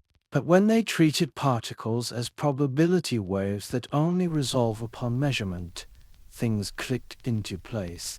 The wave function in this view isn't a physical thing. It doesn't describe a particle's actual position or momentum. Instead, it encodes everything we can know about the system. It's a mathematical catalog of possibilities, not a map of what is. This leads to one of the Copenhagen interpretation's central claims. Questions about a system state before measurement are meaningless. Asking where the electron was before you measured it doesn't make sense because where only becomes a meaningful concept after the measurement. Reality is not something you peel back like a curtain. It's something that snaps into focus the moment you look. It's not that the particle was hiding its true nature. It simply didn't have one yet. Understandably, not everyone found this satisfying. Albert Einstein, for one, was famously uneasy with the idea. He wanted a universe that existed independently of whether anyone was observing it. He believed in an underlying reality, objective and deterministic, even if it was currently hidden from view. To Einstein, the Copenhagen interpretation sounded like saying, "The moon doesn't exist unless you're looking at it." Bohr disagreed, but he didn't try to offer a grand metaphysical solution. Instead, he embraced a kind of pragmatic ambiguity. His position was that quantum theory tells us what we can say about nature, not necessarily what nature is. The role of science in this view isn't to discover what's really out there, but to describe the outcomes of experiments as precisely as possible. If that sounds a little unsatisfying, you're not alone. The Copenhagen interpretation is often accused of being more of a prescription than a description. It tells you how to use the equations. It tells you what the outcomes will be. But it doesn't tell you what's actually going on behind the scenes. This gave rise to the now infamous phrase, "shut up and calculate." It's not a quote from Bohr himself, but it captures the mood of many working physicists. The idea is, stop worrying about the metaphysical implications and just use the theory. It works. It gives correct predictions. Isn't that enough? And to be fair, the Copenhagen approach does work. It's the default interpretation used in countless textbooks, labs, and classrooms. It underpins the design of semiconductors, lasers, and quantum computers. It has never failed an experimental test. For many scientists, that track record outweighs any philosophical discomfort. But still, the discomfort lingers. If reality only becomes real when measured, what does that say about the universe before observers existed? Did nothing have definite properties before conscious life arrived? Was the early universe in a kind of suspended animation waiting for someone to look? Most physicists would say no. The Copenhagen interpretation doesn't require a conscious observer, just an interaction with a measuring device or with the environment. Observation in this context is just a process of extracting information from a quantum system in a way that forces it to pick a side. But even this leads to more questions. What counts as a measurement? At what point does the wave function collapse? Why does the universe follow this strange rule at all? The Copenhagen camp tends to answer with a shrug and a smile. The theory doesn't explain what collapse happens. It just says when. If you want a deeper explanation, you'll need to look elsewhere. And many have competing interpretations like many worlds, pilot wave theory, and objective collapse models all aim to offer a more complete picture. Each tries to preserve some classical intuition that reality exists independently, that cause leads to effect, that observation doesn't get special treatment. But each of these alternatives comes with its own complications. Copenhagen, by contrast, is lean. It doesn't introduce hidden variables. It doesn't multiply universes. It just lays out a set of rules. Calculate the wave function, apply the measurement postulate, and predict the outcome. Simple, direct, effective. Maybe that's its appeal. In a field full of strange possibilities, the Copenhagen interpretation offers a kind of calm. It's not trying to solve every mystery. It's content to describe the world we can see, measure, and interact with without claiming to know the deeper machinery behind the curtain. And maybe that's enough. Or often spoken layered, almost poetic language. He once said, "Those who are not shocked when they first come across quantum theory cannot possibly have understood it." He understood that the Copenhagen approach wasn't about making peace with reality. It was about making peace with uncertainty. Quantum mechanics is weird, but rather than wrestle it into something tidy, the Copenhagen interpretation invites us to accept the weirdness and to work within it without demanding that the universe explain itself. It's not a final answer. It's a quiet rule book, a reminder that in the quantum world, simplicity and discomfort often travel together and that sometimes the best we can do is shut up and calculate. Imagine you're holding a coin between your fingers. You flip it. It spins through the air, gleaming in the light, and lands with soft clink. Heads. But according to one interpretation of quantum mechanics, something else happened too. Somewhere not here, but still real, the same coin landed tails, and somewhere else again it landed on its edge, rolled off the table, and landed under the couch. Every possible outcome of that flip unfolded, not as a maybe, not as a probability, but as a real branch of reality, and you just happened to find yourself in the one that saw heads. This is the strange and elegant idea behind the many worlds interpretation of quantum physics. It began as a thought experiment, an alternative way of looking at the infamous wave function collapse problem. You may remember the wave function, the mathematical cloud of probabilities that defines everything about a quantum system. In the traditional Copenhagen view, when you make a measurement, the wave function collapses and one possibility becomes real. But what if it never collapses at all? In 1957, physicist Hugh Everett I proposed a radical idea. Maybe the wave function is always evolving smoothly and deterministically. Maybe when you measure a system, you don't force it to choose a single outcome. Instead, you split. The universe splits. Every possible outcome plays out, but each in its own separate branch of reality. It sounds dramatic, like something from science fiction. But Everett wasn't writing a novel. He was doing math. And his version of quantum mechanics is mathematically identical to the standard version, just without the extra rule that says collapse happens when you observe. In his view, the wave function never collapses. It only branches. Here's how it works. Imagine an electron with two possible spin states up and down. If you measure its spin, classical quantum mechanics says the electron is in a superposition of both states until measured, at which point it chooses one. Everett says no choosing necessary. Instead, the measurement causes the system and the observer to split into two correlated branches. In one, you observe spin up. In the other, spin down. Both outcomes are real. Both versions of you exist, each in a different branch of the universe. No randomness, no collapse, just a growing, branching tree of reality. This may sound like a recipe for science fiction overload, parallel universes, doppelgangers, infinite copies of everything. But the many worlds interpretation doesn't rely on fantasy. It doesn't propose new physics or untested forces. In fact, its central appeal is that it sticks only to the mathematics we already use. It simply refuses to add the extra assumption that something magical happens when you look. To supporters of many worlds, this is its strength. The idea is weird, but the math is clean. Of course, not everyone is comfortable with this. For one thing, if the universe is constantly branching into new realities, where do all these universes go? Are they stacked on top of each other, fronting in some higher dimensional multiverse? The theory doesn't say, and that's part of the philosophical tension. Many worlds isn't a theory about the structure of space.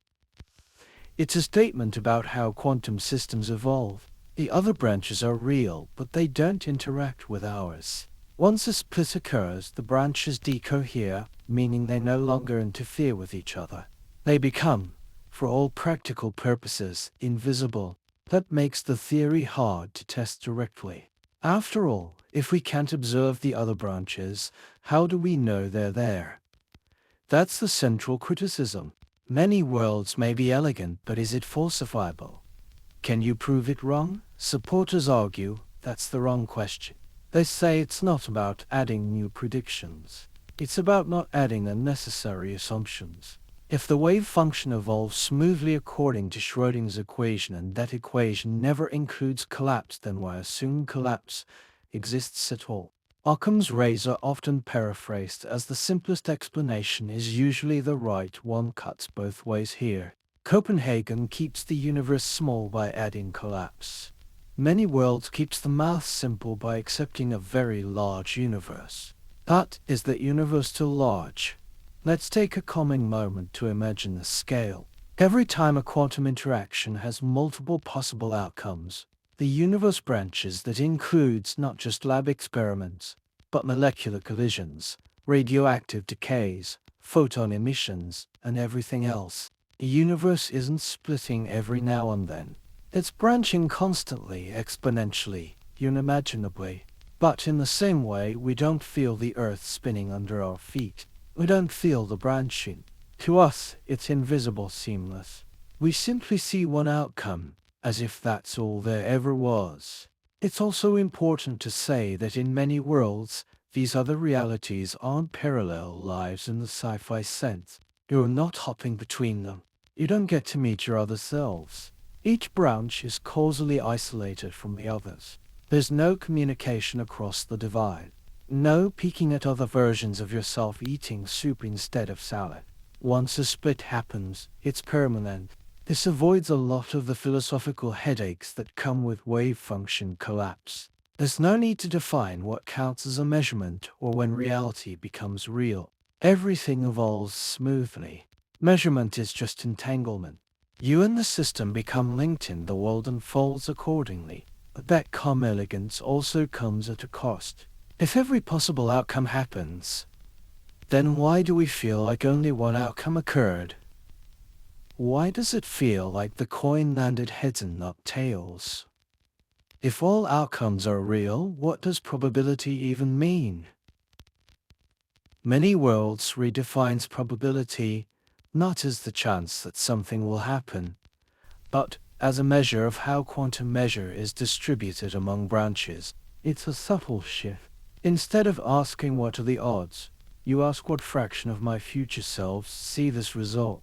It's not intuitive, but neither is quantum mechanics in general. And despite all its strangeness, many worlds has inspired deep serious research. Some physicists believe it could help unify quantum mechanics with gravity. Others see it as a foundation for understanding quantum computing where superpositions and entanglements do computational heavy lifting across possible states. It also offers a unique kind of comfort or discomfort depending on your perspective. In this interpretation, no outcome is ever truly lost. Every possibility exists somewhere. The decisions you didn't make, the chances you didn't take, they're all still out there playing out in parallel timelines, not just hypotheticals, but real physical events in real physical world. It's not meant to make you feel small. If anything, it's a reminder that the universe may be more generous than we imagined. Not just a single story unfolding, but a vast and shimmering library with every possibility inked into existence. So when you think of many worlds, don't picture a noisy stack of cartoon realities. Picture a quiet branching tree, each twig a path, each leaf a world, each outcome a poem written in the language of physics, and all of them in their own way true. Imagine pulling back the curtain on everything. The stars, the oceans, your chair, your hand, even the light falling gently on your pillow. What if all of it, all matter and energy, wasn't made of solid things at all? What if the most fundamental stuff of reality wasn't stuff at all, but vibrations, waves, invisible ripples spreading through fields that fill all of space? Welcome to the quiet but profound world of quantum field theory, where the universe is not built out of particles but out of fields that shimmer beneath everything.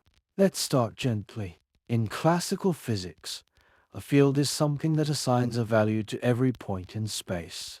A familiar example is the electric field, an invisible force that tells a charged particle how it should move. If you put a positive charge into an electric field, it feels a push. That's the field at work. Fields are smooth, continuous, and fill the universe like invisible jelly.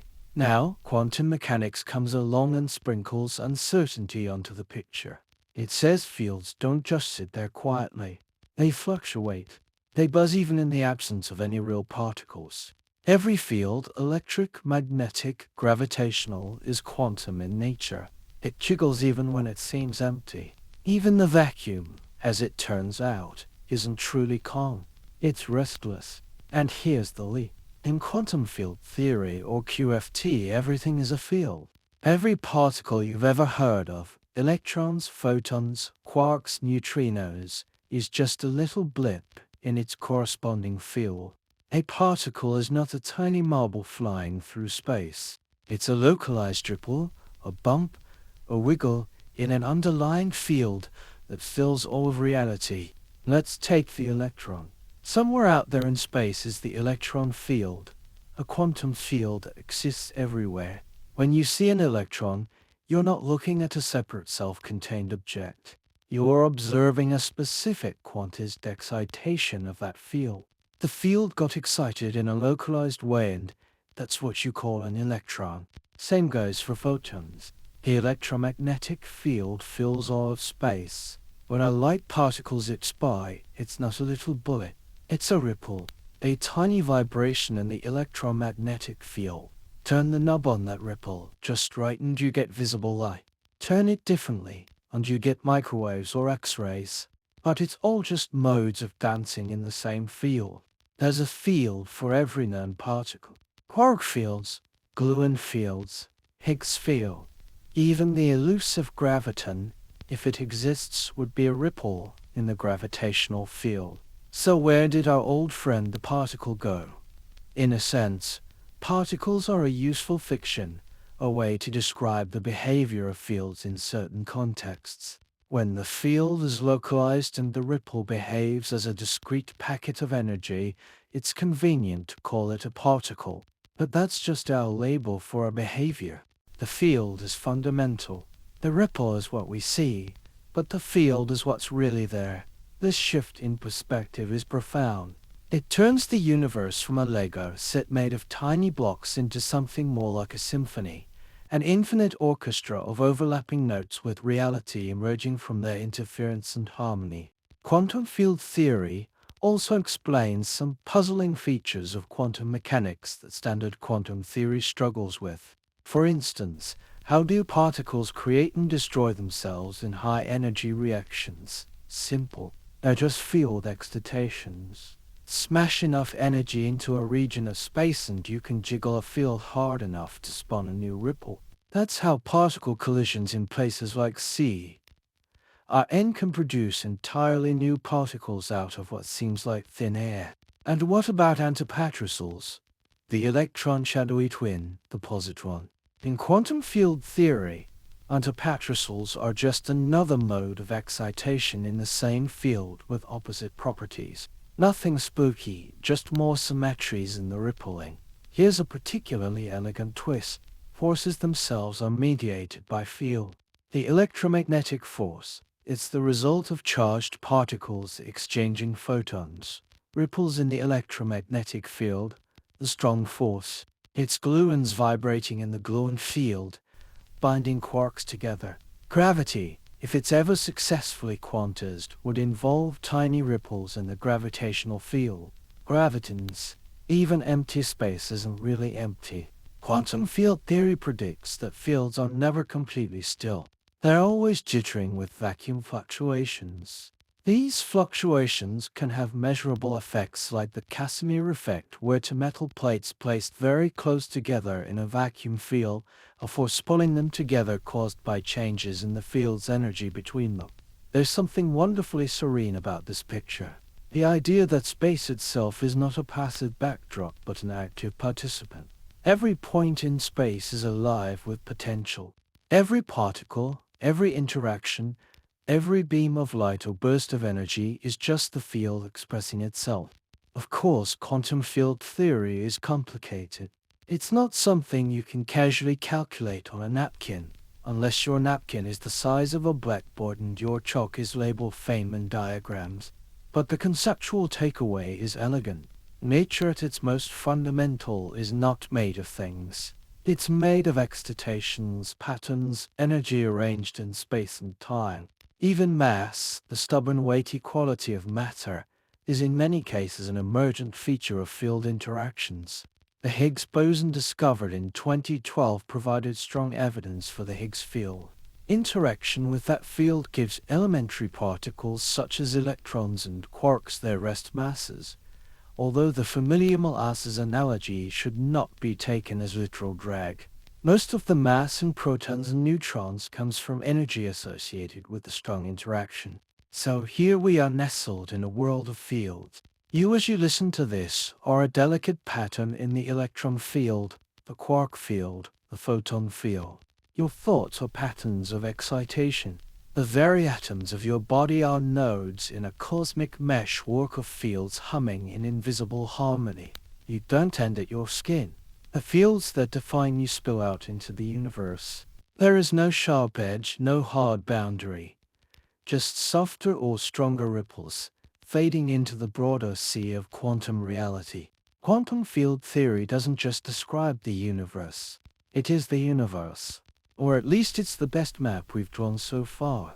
A map where reality is not made of things bumping into each other, but of fields interwoven in a dance too fast, too subtle, and too beautiful to ever fully catch.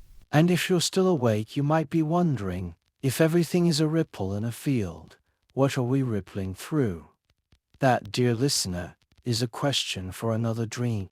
If the universe came with a cookbook, the standard model of particle physics would be its ingredient list, minus a few mystery spices like dark matter and dark energy. It's a surprisingly compact recipe, elegant in its organization and just a little bit chaotic in its naming conventions.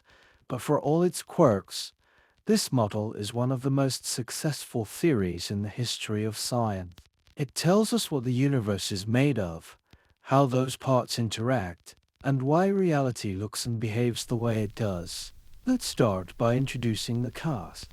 At its heart, the Standard Model is a collection of elementary particles, particles that, as far as we can tell, cannot be broken down into anything smaller. You can think of them as the fundamental building blocks of matter and woven together by the threads of quantum fields. There are three broad families: quarks, leptons, and bos. Quarks are the stuff of protons and neutrons, the solid core of atoms. There are 6 types or flavors of quarks: up, down, charm, strange, top, and bottom. Yes, those are their actual names. Physicists can do the most precise math imaginable, but naming things, that's where the chaos blooms. The up and down quarks are the lightest and most common. A proton is made of 2 ups and 1 down. A neutron is made of 2 downs and 1 up. That means everything you see, touch, or is mostly up and down quarks plus electrons, which we'll meet in a moment. The other quarks, charm, strange, top and bottom, are heavier, rare, and mostly show up in high-energy environments, like particle accelerators or cosmic rays. They're like the special guest stars of the particle world. Flashy, short-lived, but important in the grand scheme. Next, we have the leptons. This group includes the electron, which you've met many times before, buzzing around atoms, carrying electricity, and generally making life possible. Electrons also have cousins. There's the muon, which is like a heavy electron, and the tau, which is even heavier still. Like the exotic quarks, these heavier leptons don't last long in the wild, but they show up in high-energy reactions and leave distinct traces. Each of these charged leptons comes with a neutral partner, the neutrino. There are 3 of them, 1 for each flavor, and they're incredibly light, incredibly fast, and incredibly aloof. Neutrinos barely interact with matter at all. Billions pass through your body every second without leaving a trace. They're the introverts of the universe, always present, rarely noticed. So far, we have 6 quarks and 6 leptons arranged in 3 neat generations. That's 12 matter particles total, all dancing on a stage set by quantum field. But matter alone doesn't make a universe. We need forces, the rules that govern how these particles interact. That's where the bosons come in. Bosons are the force carriers. Each fundamental force has its own messenger particle, a kind of quantum handshake that tells other particles what to do. For the electromagnetic force, the carrier is the photon, the particle of light. It's massless. It moves at the speed of light, and it keeps electrons bound to atoms. Without photons, chemistry and breakfast wouldn't exist. The weak nuclear force responsible for processes like radioactive decay has 3 bosons: the W+, W-, and Z boson. Unlike the photon, these are heavy. So heavy, in fact, that they're only involved in interactions at very short ranges. They help turn neutrons into protons and vice versa, fueling the fusion that powers stars. Then there's the strong nuclear force, the glue that holds quarks together inside protons and neutrons, and binds those protons and neutrons inside atomic nuclei. Its carrier particle is the gluon, a massless but energetic force carrier that comes in 8 varieties. Gluons are like a very excitable group of toddlers in a ball pit, constantly exchanging energy, never sitting still, and entirely responsible for why your atoms don't fall apart. Finally, there's the newcomer, the Higgs boson. This particle was confirmed experimentally at CERN in 2012, and the discovery contributed to the Nobel Prize awarded the following year for the theoretical mechanism.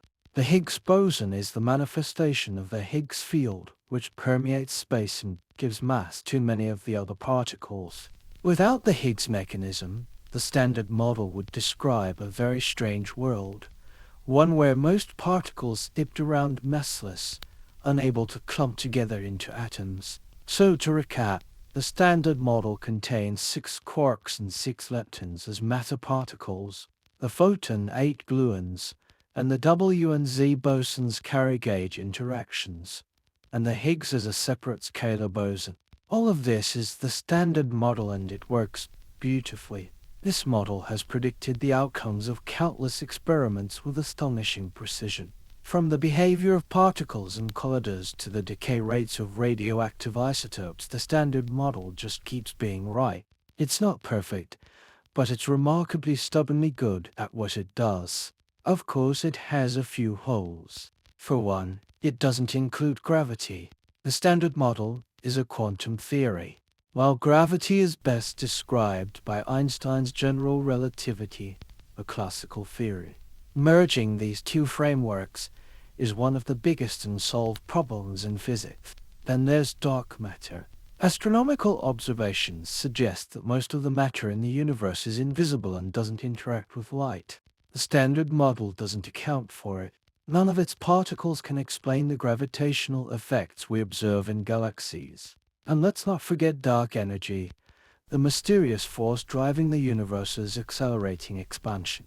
That too is outside the Standard Model's jurisdiction. In fact, the Standard Model describes only about 5 of the universe. But what a 5 it is! Every atom, every burst of light, every breath you take, it's all contained within this shimmering lattice of particles and forces. It's often said that the Standard Model is complete but unsatisfying. It's like finishing a puzzle only to realize the image on the box was just a small section of a much larger picture. But still, what's there is stunning.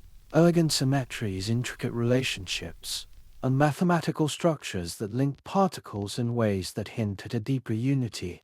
Some theorists suspect that all of these quarks, leptons, bosons may someday be unified under a grand unified theory or even a theory of everything. These dreams may lie beyond the reach of current experiments, but they're guided by the same spirit that built the Standard Model, the belief that nature is knowable, that patterns lie beneath the chaos, and that even the wildest forces obey quiet laws. So the next time someone asks what the universe is made of, you can smile and say, mostly quarks, a few leptons, and a handful of bosons. And then for fun, you can add, oh, and don't forget the Higgs field. Without it, none of this would have any weight. It's not the full story, but it's a pretty good opening chapter. At the intersection of dazzling complexity and mathematical perfections, it's a theory that might just be the crown jewel of physics. Quantum electrodynamics, or QED for short. It's the framework that explains how light and matter interact, and it does so with such precision that even the pickiest decimal places stand in awe. At its core, QED describes the quantum dance between electrons and photons. Every flicker of light, every spark, every push and pull between charged particles, it's all a performance choreographed by the rules of QED. And somehow, despite involving an infinite number of possible interactions and mind-bending probabilities, the final answers it gives match experiments with ridiculous accuracy. We're talking about predictions confirmed to better than 1 part in a billion. That's like measuring the width of North America to within the thickness of a human hair and being right. So, how does QED manage this? Let's start with the problem it solves. In the early 20th century, physicists knew that electrons interacted with the electromagnetic field. When an electron accelerates, it emits light. When it absorbs light, it changes energy levels. But calculating the exact behavior of these interactions at the quantum level turned out to be a nightmare. The equations blew up. Infinities appeared where they shouldn't. You try to work out how an electron emits a photon and the math would spit out nonsense like infinite energy, which is not helpful unless you're trying to cook the entire universe. Enter a physicist with an impish grin and all offer bongo drums, Richard Feynman. Feynman, along with Julian Schwinger and Sini Teratomonaga, found a way to make QED behave. But Feynman went one step further. He made it visual. He invented Feynman diagrams, a graphical way to represent particle interactions that turned complicated quantum calculations into almost childlike scribbles. In these diagrams, particles are lines. Time flows from left to right. An electron might enter from one side, emit a photon, and then continue on its way. That photon might zip off and hit another electron, or loop back around and affect the same one. Each of these paths has a mathematical expression, and QED tells you to add them all up. Not just the most likely one, but every possible way the interaction could happen. That includes some pretty wild possibilities. An electron emits a photon which becomes an electron-positron pair, which then annihilates and becomes another photon which is absorbed again. These are known as virtual particles.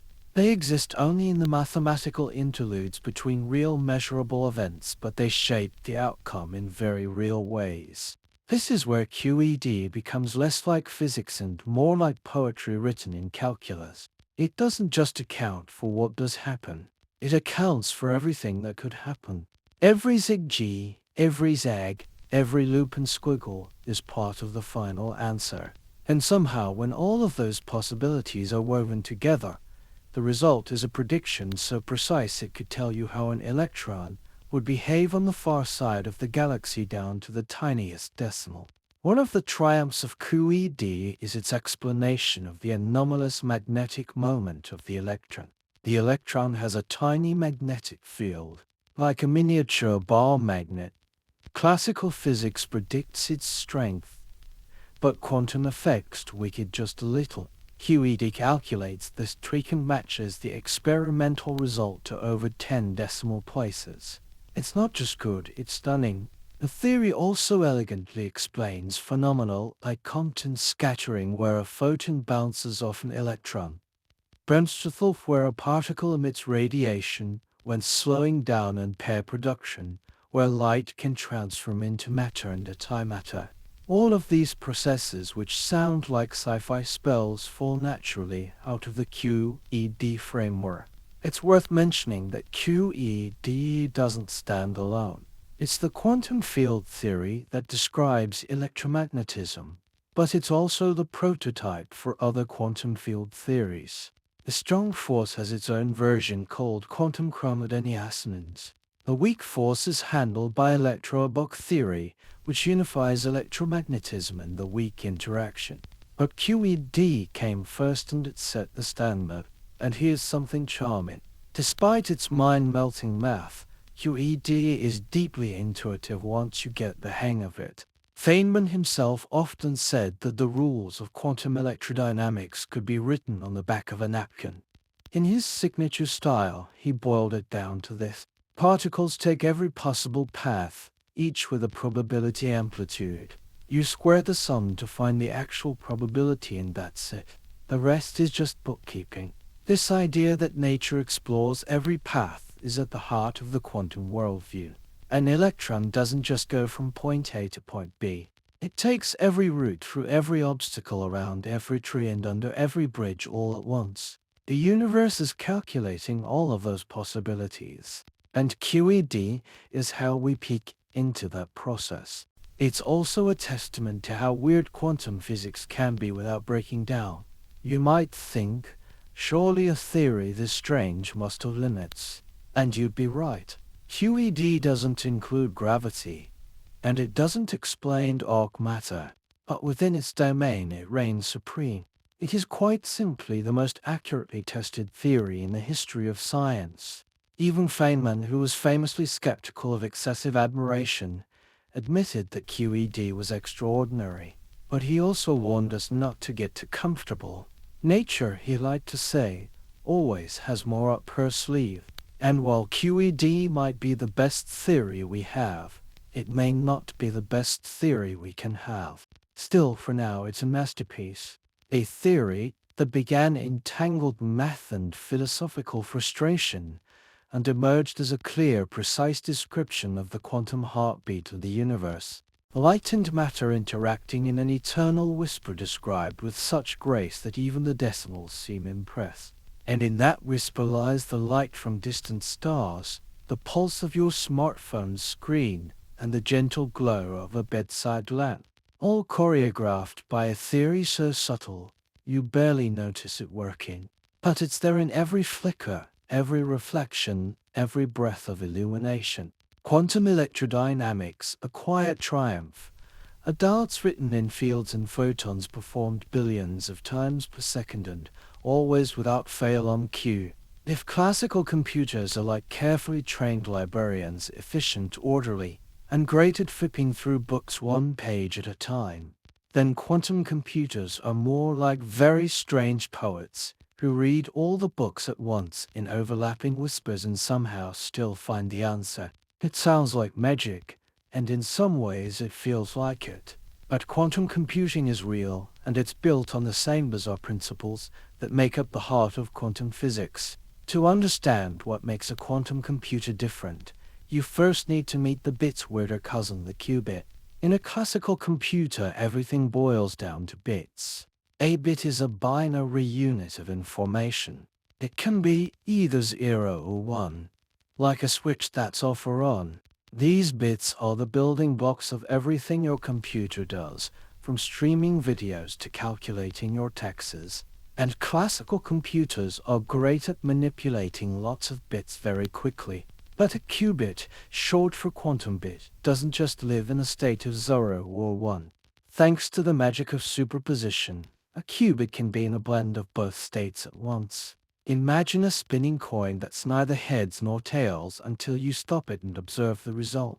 While it's spinning, it contains the potential for both outcomes. This means that a single qubit holds more than one state simultaneously. And as you add more qubits, the power of that superposition grows exponentially.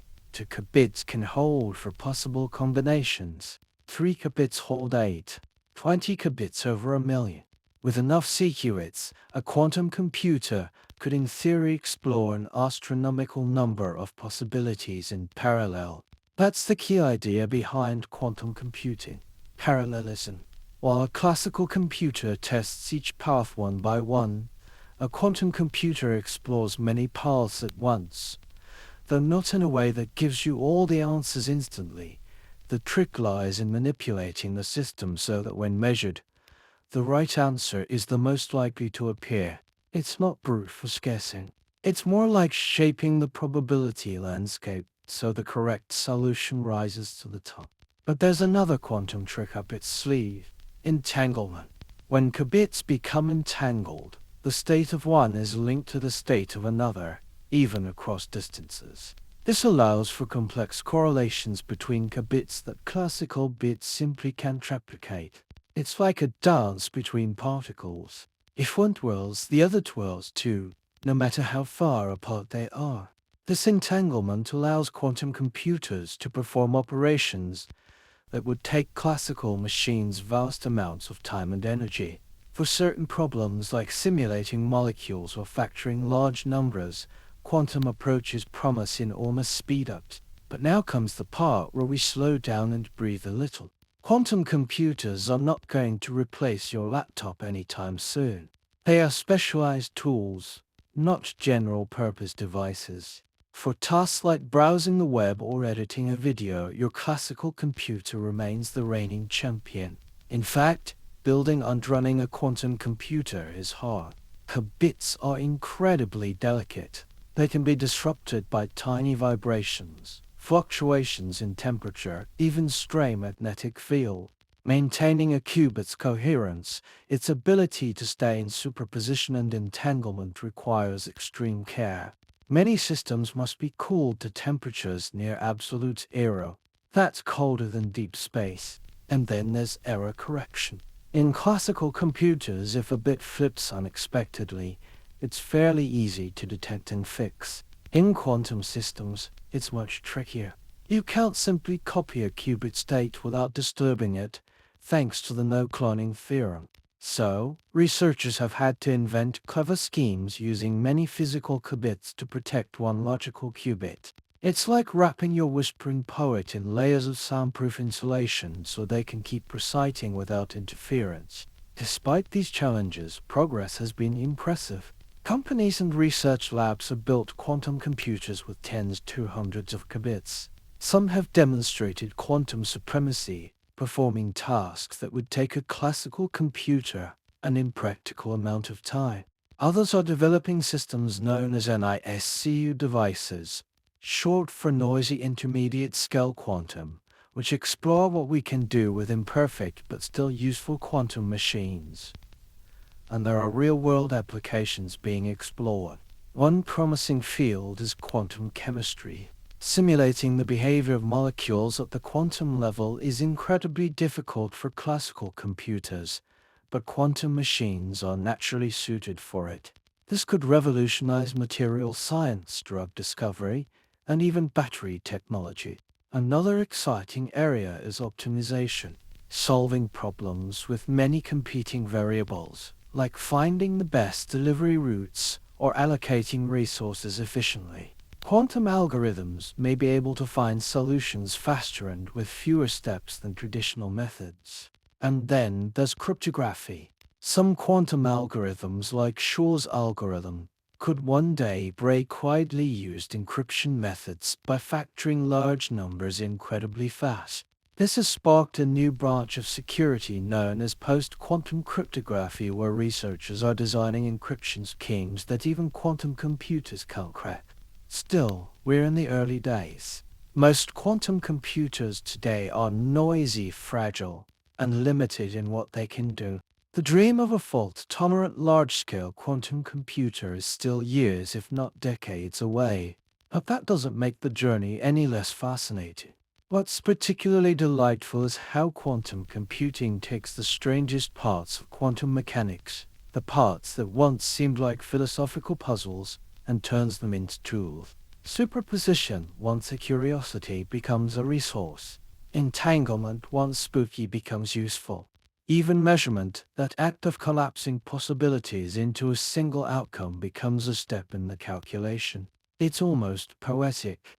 The very weirdness that made quantum theory so unsettling is now being harnessed to solve problems that were once thought impossible. It's like taming a wild wind, not by fighting it, but by sailing with it.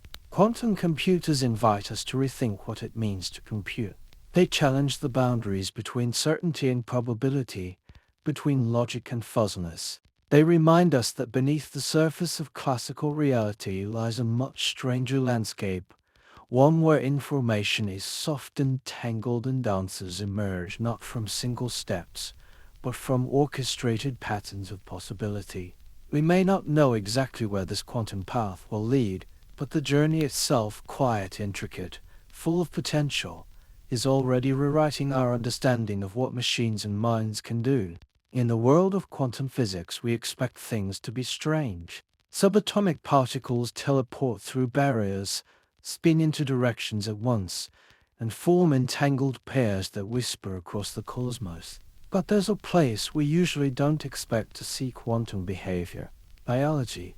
Biology is messy, warm, and wet. It operates in a noisy world full of jiggling molecules, random collisions, and fluctuating energy. Quantum effects, on the other hand, are notoriously fragile. They're easily disrupted by heat and chaos. That's why we build quantum computers in freezing cold labs and isolate particles in high vacuum chambers. And yet somehow life seems to be using quantum tricks of its own. Take the robin, for example, a small unassuming bird with a surprising sense of direction. Robins are migratory, flying thousands of miles with uncanny precision. But what's guiding them? How do they know which way is north? Scientists long suspected that birds had a built-in compass, but the details of how it worked remained elusive. Then came the radical idea. Quantum entanglement might be involved. A hypothesis goes something like this. Inside a bird's eye, there may be a protein likely called cryptochrome that contains a pair of entangled electrons. When light hits the molecule, it excites these electrons, causing them to become quantum linked. Their entangled spins then interact with Earth's magnetic field, influencing a chemical reaction in a way that depends on the direction the bird is facing. If that sounds like science fiction, you're not alone. The idea was met with skepticism. Entanglement is delicate. Could it really survive inside a living cell among churning proteins and bustling water molecules? Surprisingly, early experiments suggest it might. There's growing evidence that birds really do rely on a quantum process to detect magnetic fields. It's not yet fully proven, but the signs are promising. If true, it means nature has figured out how to preserve quantum information in a biological setting. Human engineers are still struggling to perfect. Now, let's shift gears to something green and leafy. Plants, like birds, are masters of a subtle quantum game. Consider now the journey enters living matter. This is where wonder needs particular care.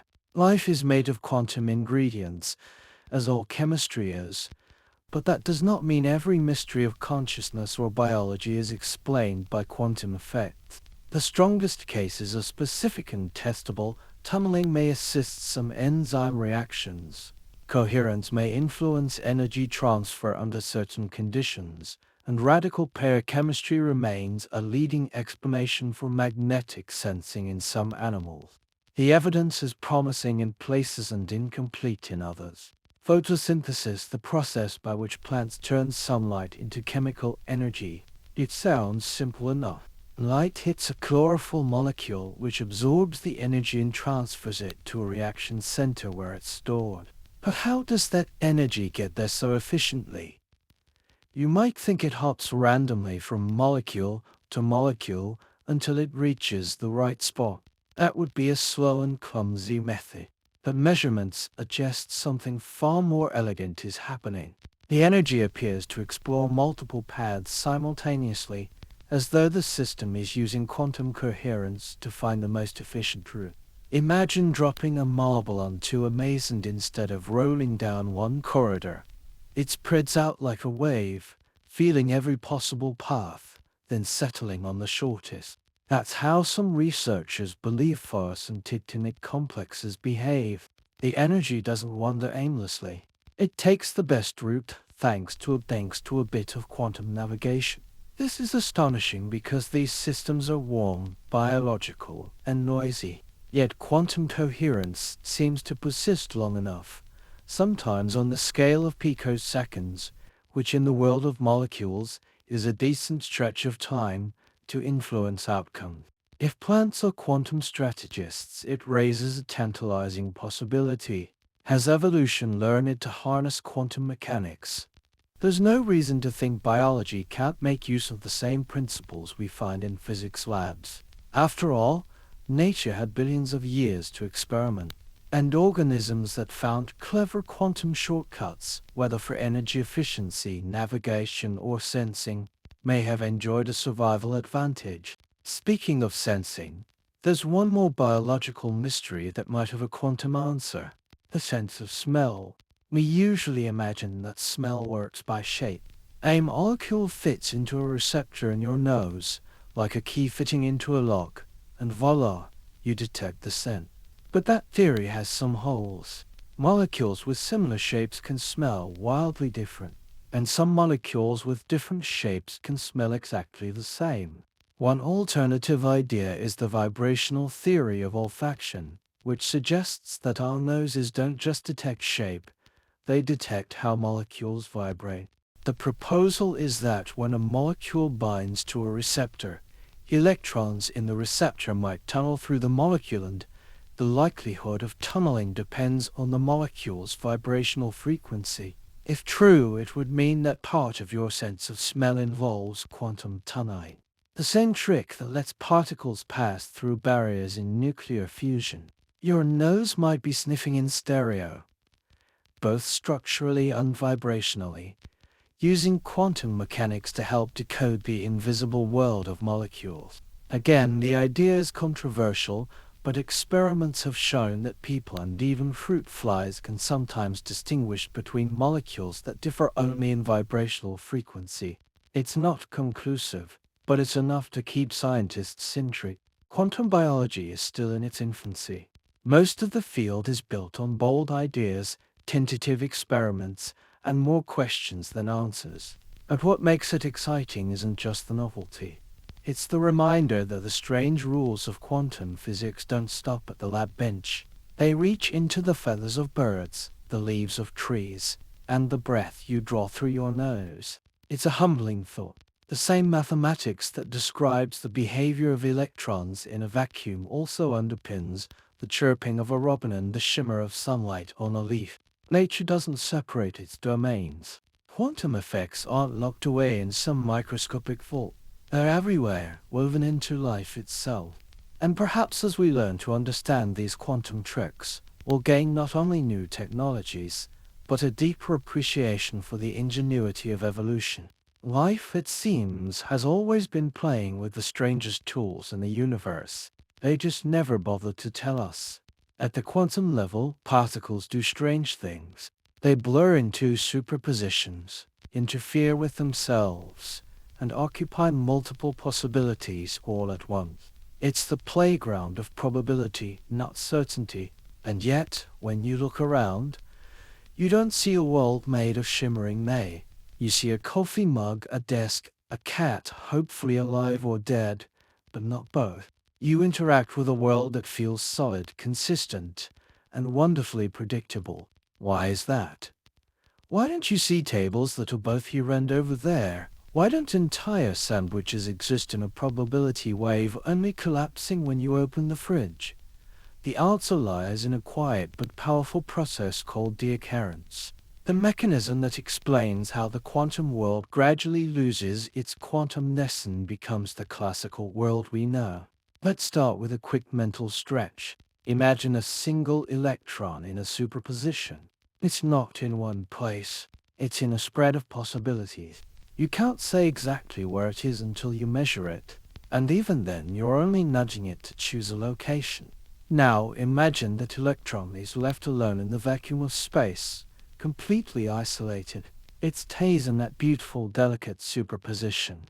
But back on Earth, things aren't so quiet. There's air, heat, photons from the sun, molecules bouncing around, vibrations, fields, and background radiation. The moment your quantum object interacts with any of this, it begins to lose its quantum coherence. The neat mathematical interference patterns start to blur. This is deoccurrence. It's not that the superposition disappears. It's still there in a sense, but the quantum system becomes entangled with the environment. That is, all those particles it touches become part of its quantum description. And when that happens, the system stops behaving like an isolated wave of probabilities and starts behaving like something ordinary, predictable, measurable. You can think of it like this. Quantum systems want to be private, but the moment the environment peeks in, they lose their privacy. Not because someone measured them with fancy equipment, but because nature itself is always watching. Air molecules, photons, vibrations, all these things act like tiny constant observers. They don't collapse the wave function, but they smear out its coherence, making interference impossible. Deoccurrence is a gentle erosion, not a violent snap. It doesn't require a conscious observer or a big dramatic measurement. It just needs time and contact with the outside world, and it happens incredibly fast. For microscopic objects like electrons or atoms, you can isolate them well enough that quantum behavior sticks around. But for macroscopic objects, things you can touch, see or eat, deoccurrence happens almost instantly. The more massive and complex the system, the faster its quantum weirdness dissolves into classical certainty. In fact, deoccurrence time scales for large objects can be trillionths of a second or less. That's why you don't walk into a room and find your shoes in a quantum blur. Their interaction with the world has already pinned them down to a definite state. In this way, the occurrence doesn't destroy quantum superpositions, it hides them. The superpositions still exist in principle, but they're now entangled with so many environmental degrees of freedom that you can access or reverse them. They become effectively classical, even though deep down everything remains quantum. This also helps explain one of the long-standing mysteries in quantum mechanics. How do we get from probabilities to outcomes? The occurrence doesn't solve this puzzle completely. It doesn't pick which outcome occurs, but it helps explain why we don't see quantum interference in large systems. Why Schrodinger's cat, if left unobstructed, doesn't actually shimmer between life and death on your kitchen counter. The occurrence creates the illusion of collapse by bleeding quantum information into the environment. The result is a kind of statistical consensus. The wave function is still there, but it no longer behaves in a coherent, observable way. And this gives us a bridge between the quantum and classical worlds. Classical physics is still a useful tool. It's how we build bridges, launch rockets, and bake solely TS. But beneath it all, the universe hums with quantum rhythms. What the occurrence does is gently veil that underlying weirdness, creating the sturdy world we experience. One helpful way to picture it is like walking on a frozen lake. Beneath the surface is water, shifting, fluid, quantum. But the ice is solid and reliable. The occurrence is what freezes the surface. It doesn't eliminate the water underneath. It just keeps it out of reach. And the more connected an object is to its surroundings, the thicker that ice becomes. This also has practical consequences for technology.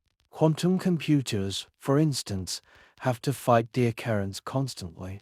Their qubits are delicate, and even a stray vibrational thermal fluctuation can collapse their quantum behavior. That's why they're kept in ultra-cold, isolated environments to extend their coherence as long as possible. Without that, the quantum advantage vanishes. The occurrence also plays a role in interpretation. Some theories suggest that there's no need for a separate collapse of the wave function. Instead, the occurrence explains why certain outcomes appear definite. It's not that the universe chooses an outcome. It's that the alternatives become unobstructable due to entanglement with the environment. The tree still falls in the forest, but its echo is drowned out in noise. It's worth emphasizing the occurrence doesn't solve every mystery of quantum mechanics. It doesn't answer why a particular measurement yields a particular result. It doesn't tell us whether the wave function is real or just a mathematical tool. But it does explain why quantum weirdness fades into classical certainty in daily life. It shows us that the world we see is not separate from the quantum realm. It's shaped by it, filtered through a continuous interaction with everything around us. So the next time you pick up a mug or open a door, you can thank the occurrence for the fact that it behaves the way you expect, for taking a universe of May and presenting it as a firm handshake. It's a quiet phenomenon. No sparks, no flashes, just the slow, graceful loss of possibility, leaving behind the stable patterns we call reality. Imagine setting up an experiment so strange, so delicate that the very act of deciding when to observe seems to reach back in time and affect what happened earlier. It sounds like science fiction or perhaps science confusion, but this is precisely what happens in a series of experiments that toy with the very foundation of cause and effect. They go by names like the delayed choice and quantum eraser experiments. Resist the tempting story that the present reaches backward and edits the past. The experiments change which correlations can be observed and whether path information is available in the complete setup. No controllable message travels into yesterday, and no earlier detector mark is rewritten. What changes is the pattern revealed when data are sorted according to later, correlated measurements. The result is strange enough without asking it to violate causality. Delayed choice experiment and the quantum eraser. And if you're hoping quantum physics would finally start making sense, well, this is the point where even time itself starts to shrug. Let's begin with a familiar setup, the double-slit experiment. Fire a beam of photons or electrons or even molecules at a wall with two slits. Behind the wall is a screen to catch what comes through. If you don't observe which slit the particles go through, they create an interference pattern, a series of light and dark bands, as if each particle went through both slits and interfered with itself. But if you place a detector to find out which slit each particle goes through, the interference disappears. The particles act like little bullets instead of waves. Simply knowing the path kills the wave behavior. So far so weird. Now, let's get mischievous. In the delayed choice experiment, originally proposed by physicist John Archibald Wheeler, you set up your experiment without measuring the particle's path, but you reserve the right to decide whether you'll measure after the particle has already passed through the slits. In other words, you delay your decision. Will you act like a nosy detective and observe the path, or will you let the particle remain mysterious and wave-lave? Here's where it gets surreal. The pattern on the screen will match whatever choice you make, even if that choice comes after the particle has supposedly decided how to behave. It's as though the particle somehow knows what your future choice will be and adjusts its past behavior accordingly.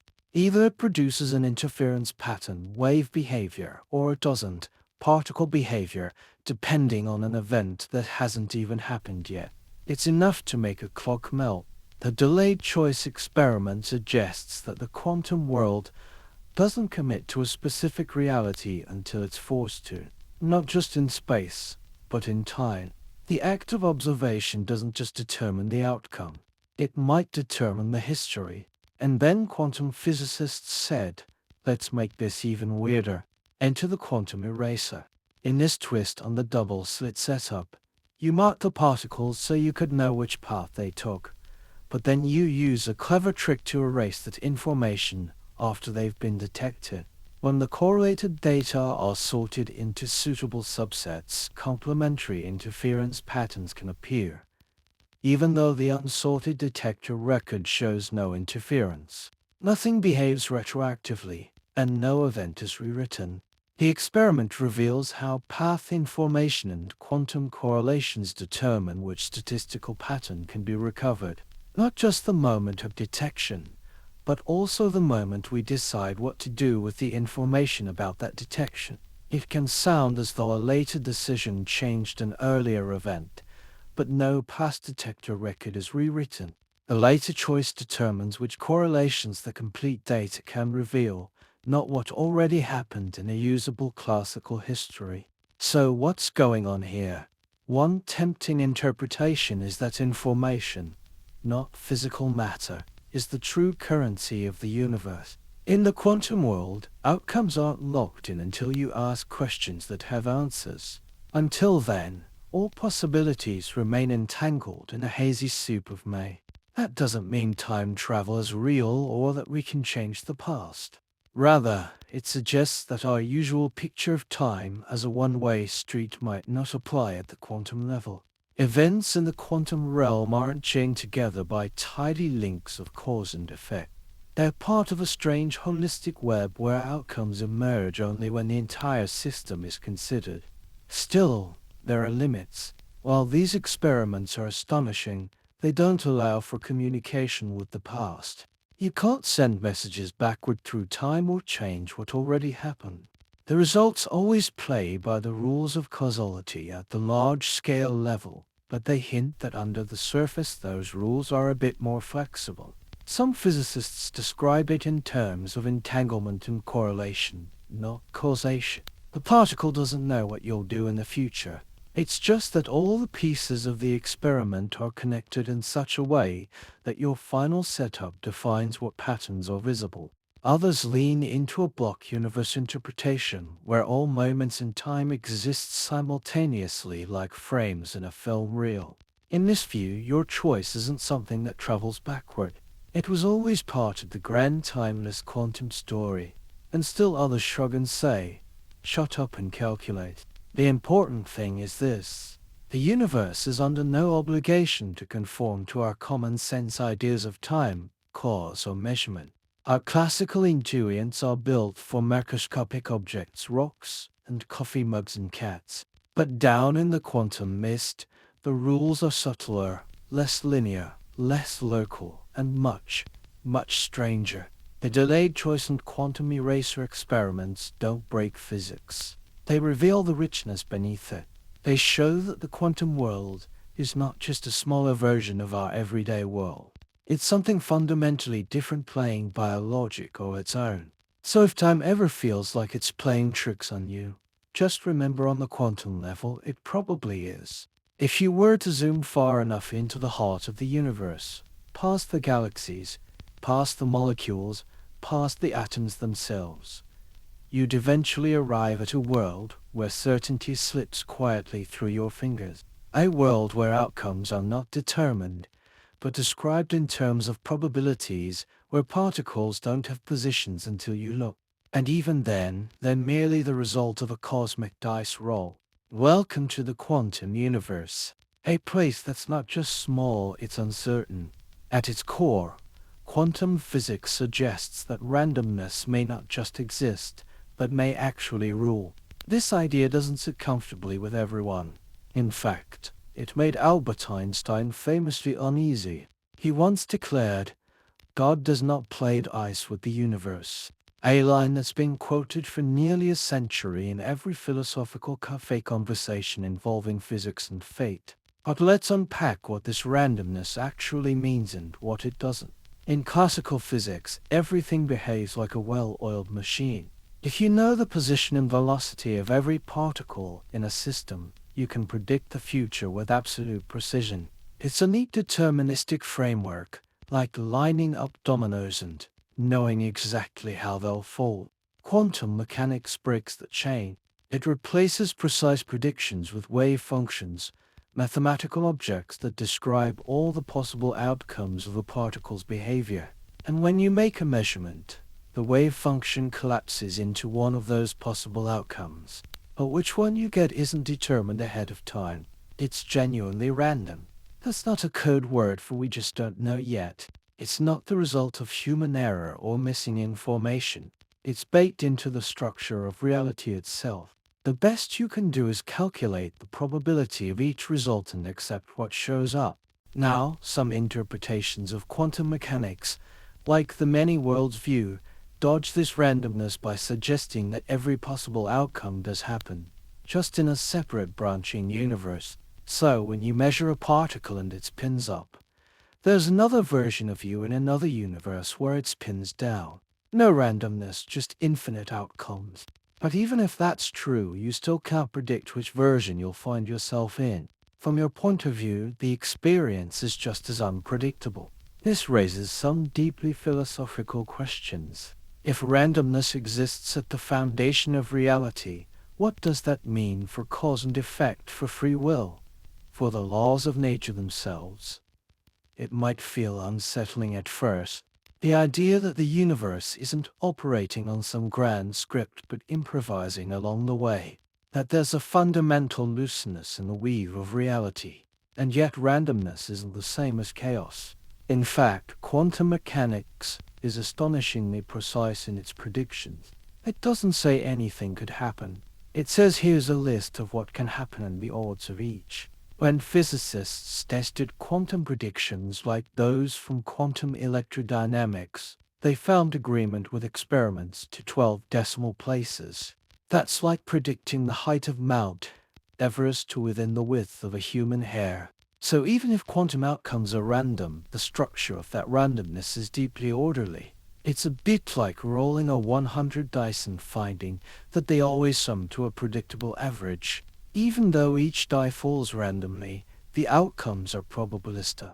But the behavior of large numbers of particles becomes so reliable that it gives rise to the laws of classical physics. This is why your coffee mug doesn't suddenly tunnel through the table even though individual particles can. In this sense, randomness is not a bug, it's a feature. It adds flexibility to the universe. It allows for novelty. It might even be essential for life, creativity, and consciousness. Think about mutation in evolution.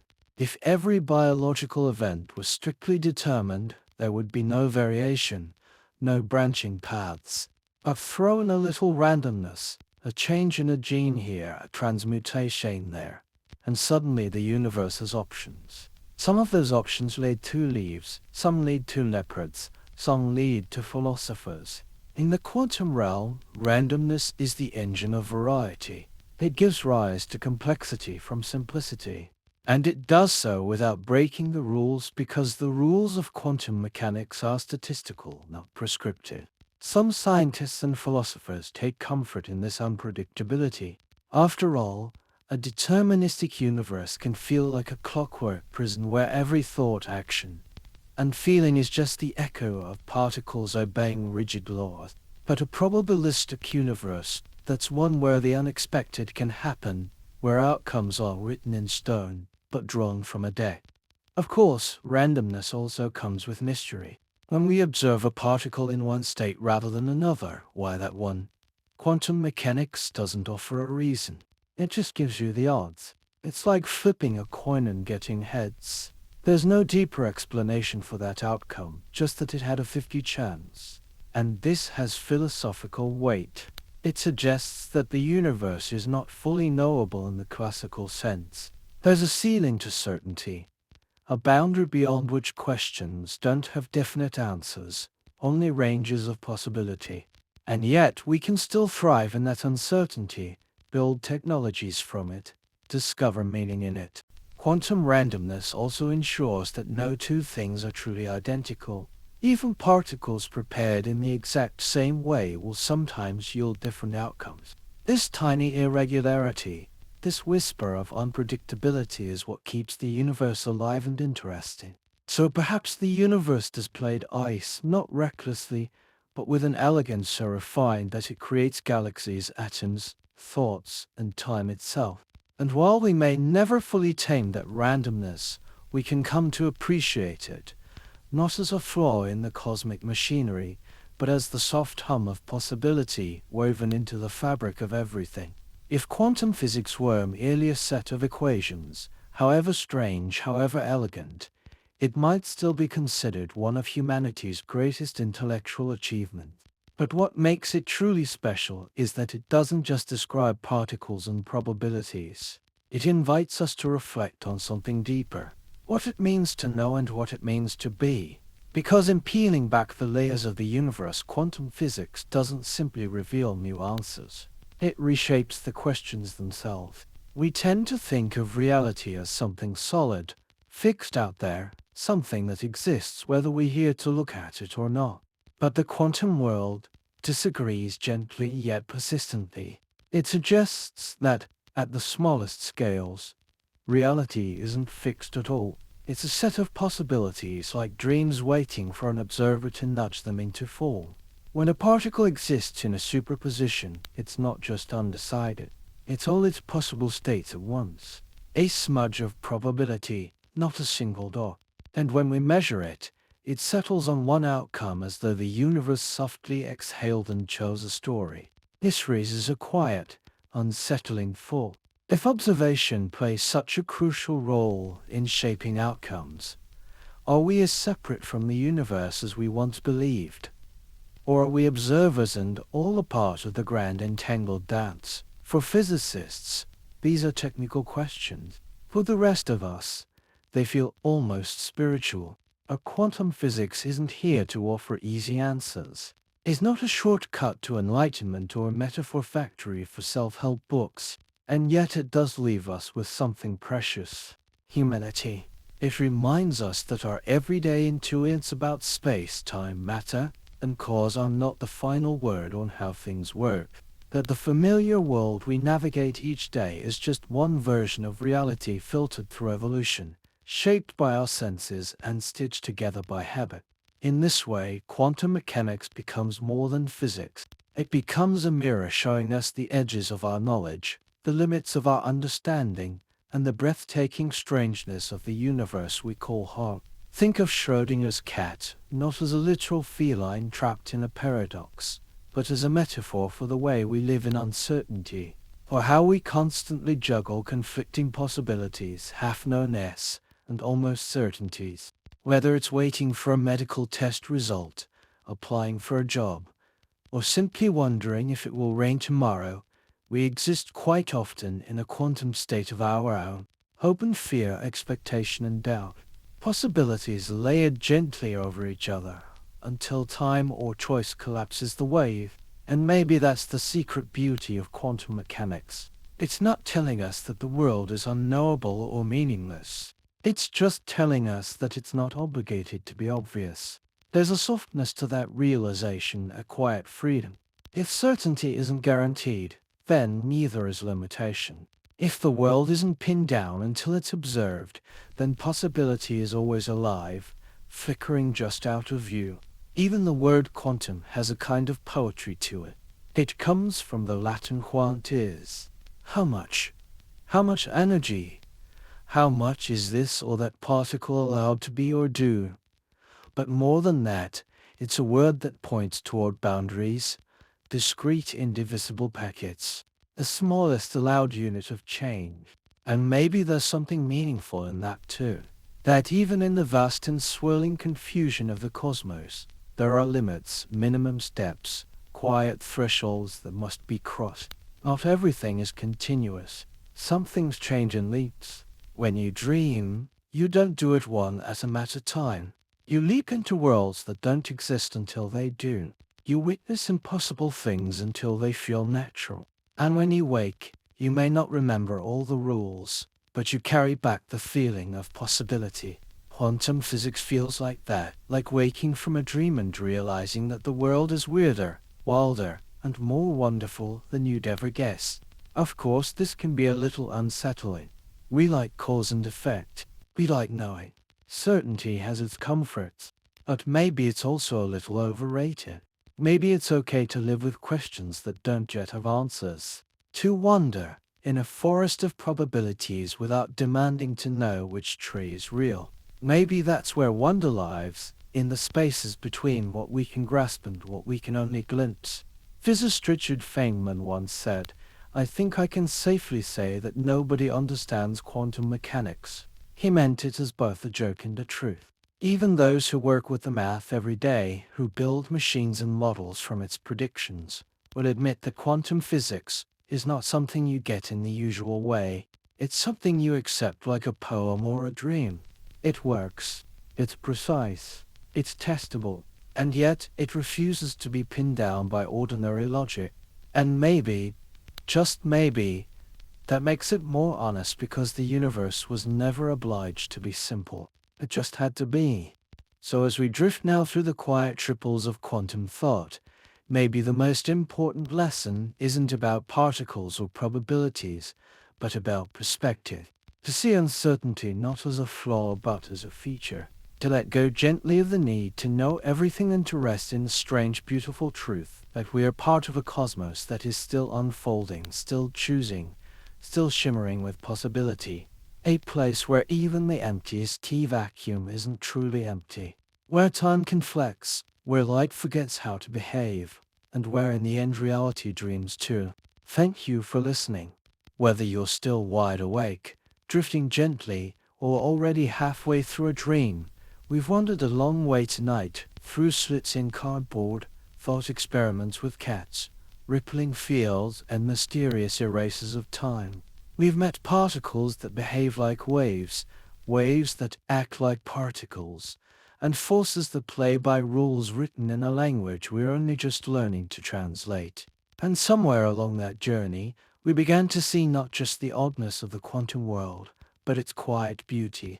At first glance, it might all seem too strange to be real. A universe where something isn't truly anything until it's observed. Where cause and effect get blurry around the unknown. After traveling so far beneath the surface of things, you can begin to rise again. Leave the fields to their quiet activity. Let the electron remain in its cloud of possible outcomes. Let distant particles keep their correlations, and let the vacuum carry its faint, restless energy without asking you to solve every mystery before morning. You pass outward through an atom. Most of its apparent volume is not a miniature room filled with hard material, but a structure defined by fields, energies, and quantum rule. Many atoms gather into a molecule. Molecules fold into cells. Cells become nerves, muscles, skin, and bone. At each level, new patterns appear. The quantum world has not vanished, it has become organized. The occurrence has dispersed delicate alternatives into the environment. Chemistry has built stable bonds. And countless interactions have produced the dependable world your senses know. Now your body has its familiar weight again. The bed beneath you feels firm, not because nature abandoned quantum physics on the way upward, but because enormous numbers of quantum ingredients can create something beautifully steady together.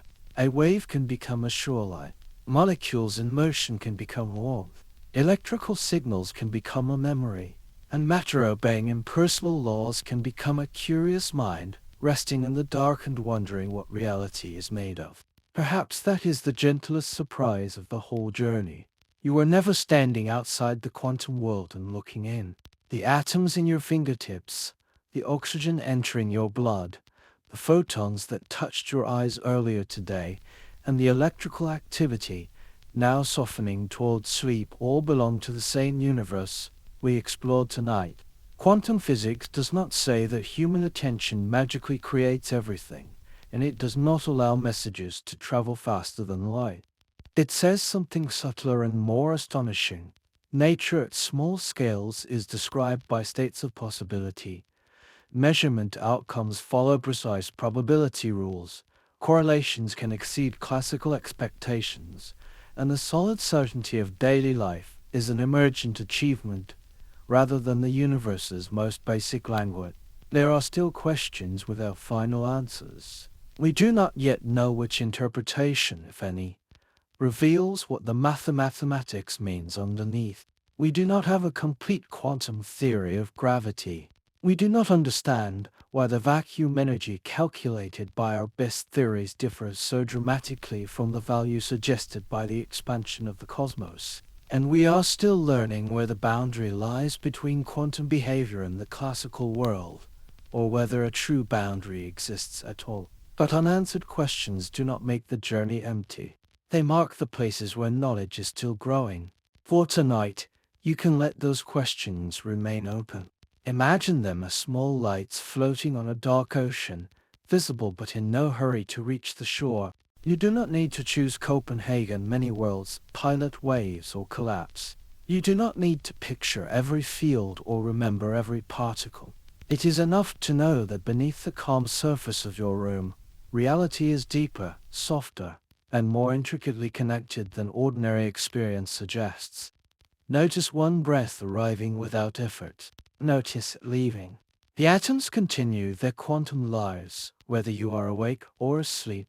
The universe does not require your vigilance. It can carry the unanswered questions for you until morning.